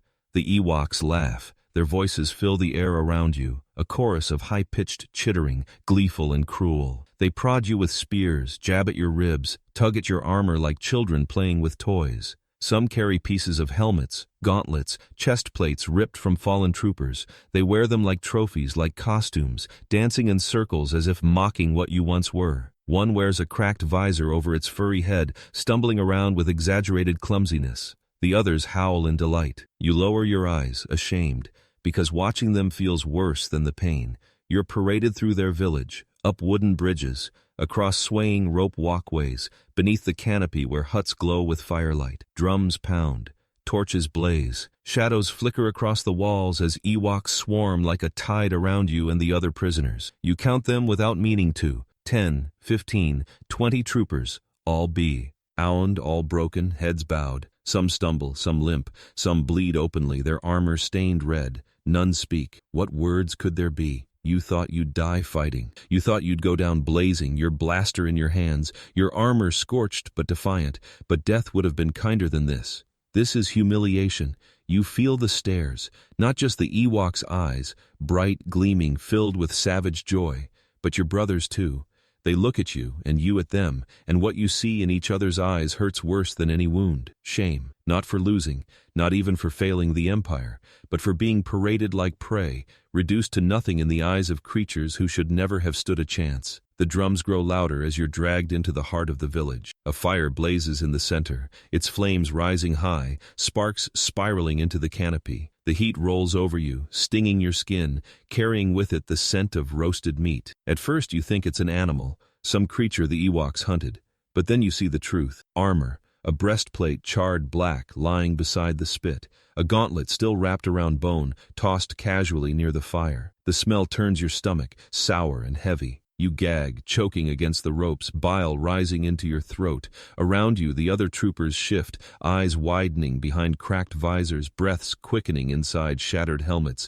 You all see it, you all smell it, and you all know. The Ewoks don't just kill, they feast. The laughter rises again, shrill and cruel. They dance around the fire, waving spears, banging drums, clanging stolen helmets like bells. Some leap onto your back, pawing at your armor, tugging until straps snap, until plates fall away. They strip you piece by piece, not out of necessity but amusement, each fragment of plastoid becoming a toy, a prize, a trophy. You feel naked beneath their claws, smaller with every buckle undone, every plate torn free. The shame weighs heavier than any wound, because wounds are private. Pain is personal, but this is spectacle. This is for everyone to see. You lower your head further, trying to disappear inside yourself, but you can't. The Ewoks won't let you. One grabs your chin, jerking your head upward so the entire village can see your face. They roar in approval, shrieking, chanting, pointing. They see your fear now. They see your humanity. The helmet is gone, the mask is gone, and all that remains is you. A man, trembling, broken, humiliated. That's why it sucked to be a stormtrooper on Endor. Because once the armor cracked, once the mask slipped, there was nothing left but fear. A horn blares, deep and commanding. The Ewoks fall silent, parting to make way. An elder emerges, draped in bones and feathers, its staff topped with the skull of something long dead. It approaches slowly, eyes gleaming in the firelight, studying each prisoner in turn. When it reaches you, it pauses, its gaze lingers. You hold your breath, heart pounding, every muscle tensed. The elder raises its staff and presses the tip beneath your chin, lifting your head higher. The entire village roars. You want to scream, you want to fight, you want to die. Anything but this. But the ropes bind your arms, the spears surround you, and the fire burns too hot. You can only kneel, trembling, as the elder marks you as prey, as the Ewoks howl in delight, as your humiliation becomes ritual. The drums resume, louder than ever. The chanting swells. The prisoners are herded closer to the fire, their ropes tugged, their armor stripped, their faces exposed. Some beg, some curse, some stay silent, eyes vacant, spirits broken. You don't know which is worse. Your knees ache against the wooden platform. Your wrists bleed against the ropes. Your throat burns with the taste of bile. And your mind whispers the truth you don't want to admit. This is worse than death, because death would have been fast. This is slow, this is cruel, this is shame. The Ewoks dance faster, their chants turning feverish. You see them preparing, torches lit, spits raised, stones arranged. The fire blazes higher, sparks showering into the night. The prisoners are dragged closer, one by one. A trooper screams, thrashing against the ropes, only to be silenced by a spear to the ribs. Another collapses, sobbing, begging for mercy that doesn't come. The Ewoks cheer louder. They don't care about your pain. They enjoy it. They celebrate it. You close your eyes, trying to shut it out. The fire, the drums, the laughter, the shame. But the sounds pierce your skull. The heat sears your skin. The ropes bite into your flesh. You can't escape. You can't hide. You can only kneel. And then, above it all, you hear something new. Engines. Deep. Heavy. Familiar. You snap your eyes open, head jerking upward. Beyond the canopy, beyond the smoke, you see it. A shuttle descending, its silhouette cutting through the firelight, its wings folding as it lowers into the clearing. The Ewoks pause, their chants faltering, their eyes narrowing. For the first time tonight, their laughter dies. Your heart slams against your ribs. Hope burns in your chest. Fragile, dangerous, impossible. Is it rescue? Reinforcements? Another lie? You don't know. You can't know, but as the shuttle lands, its engines ski, reaming, its shadow falling over the village, you realize one thing: the shame may not be the end. Something worse or something better is coming.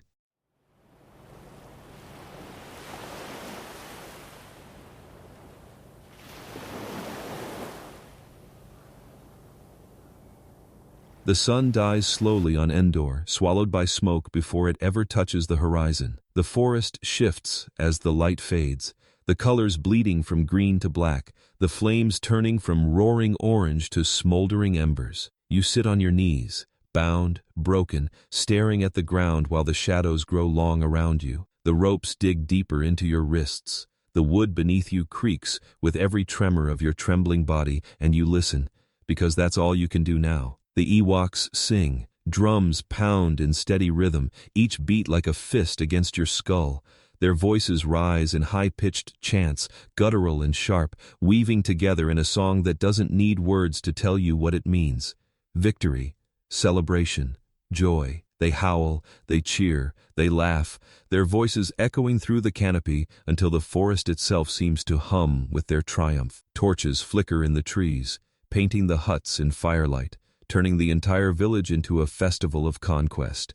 And you, once the hunter, once the soldier, once the faceless terror of the galaxy, are the centerpiece of their theater. You sit in silence with the other prisoners, stripped of weapons, stripped of armor, stripped of dignity. Some keep their heads bowed, refusing to look. Some stare blankly into the fire, eyes hollow, their spirits gone. One sobs quietly, shoulders shaking with every shallow breath. Another whispers to himself, fragments of the oaths you all once believed in. The Empire protects. The Empire prevails. But the words sound hollow now, thin and brittle, breaking apart beneath the weight of drums and laughter. You don't speak. You can't, because you know the truth. The Empire doesn't protect. The Empire doesn't prevail. Not here. Not tonight. The air is thick with the smell of roasted meat. It seeps into your nostrils, heavy and sour, coating your tongue until you gag. You try to tell. Yourself it's game, some animal dragged from the forest.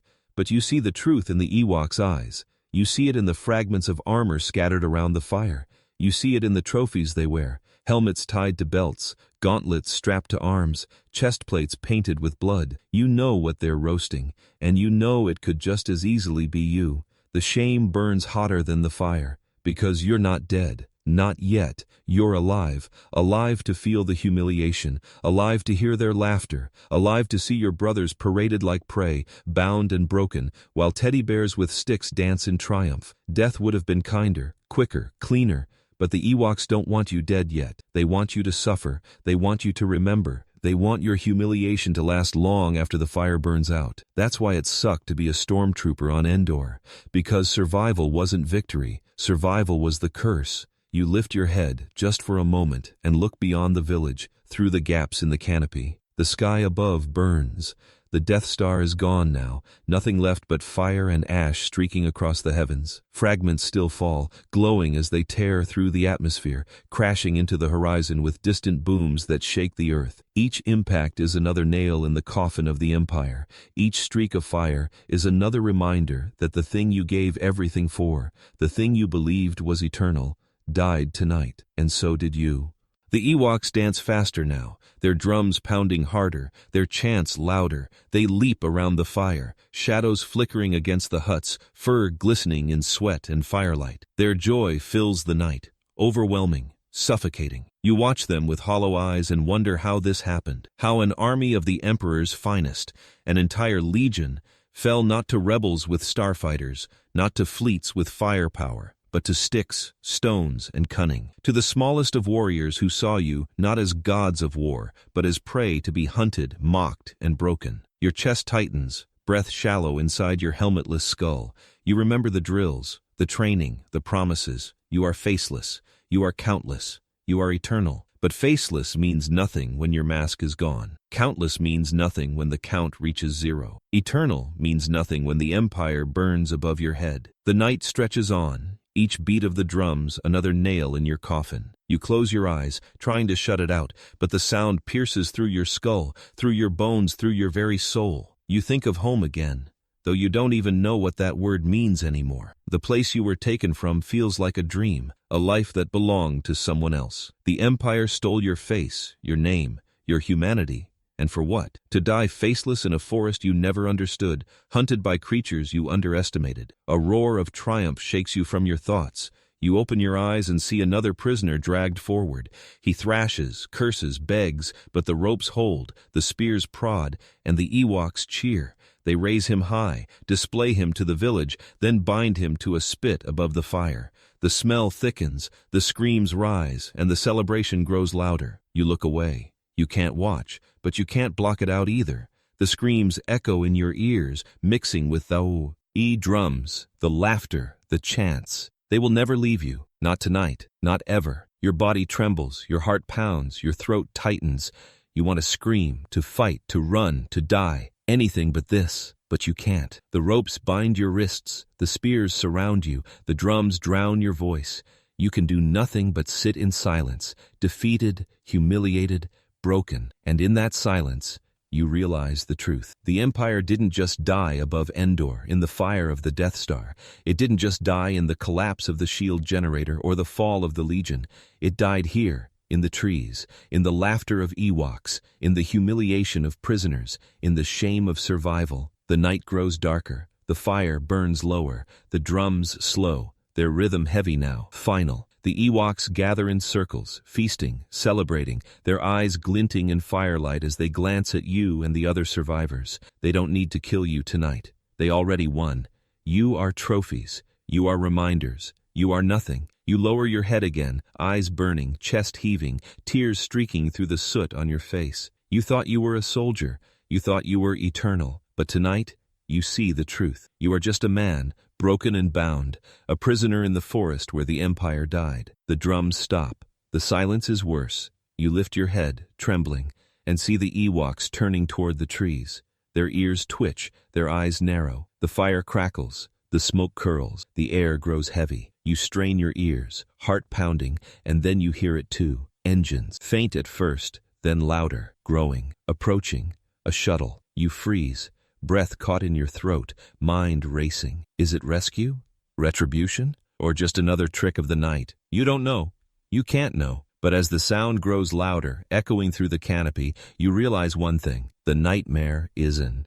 Tover, not yet. And that's why it really sucked to be a stormtrooper on Endor. Because it wasn't just the blasters, it wasn't just the traps, it wasn't even the fire, the bones or the shame. It was the truth that the Empire's finest soldiers, trained, armored, countless, were never gods of war. They were men, fragile, afraid, forgotten. On Endor, the forest did not care about your training. The Ewoks did not fear your armor. The sky itself betrayed your cause, and the ground beneath your boots turned against you. What was promised as glory became humiliation. What was promised as power became prey. And in the end, when the fire burned low and the drums fell silent, all you had left was the memory. The memory of the night the Empire died in the trees, and that's why it really sucked to be a stormtrooper on Endor.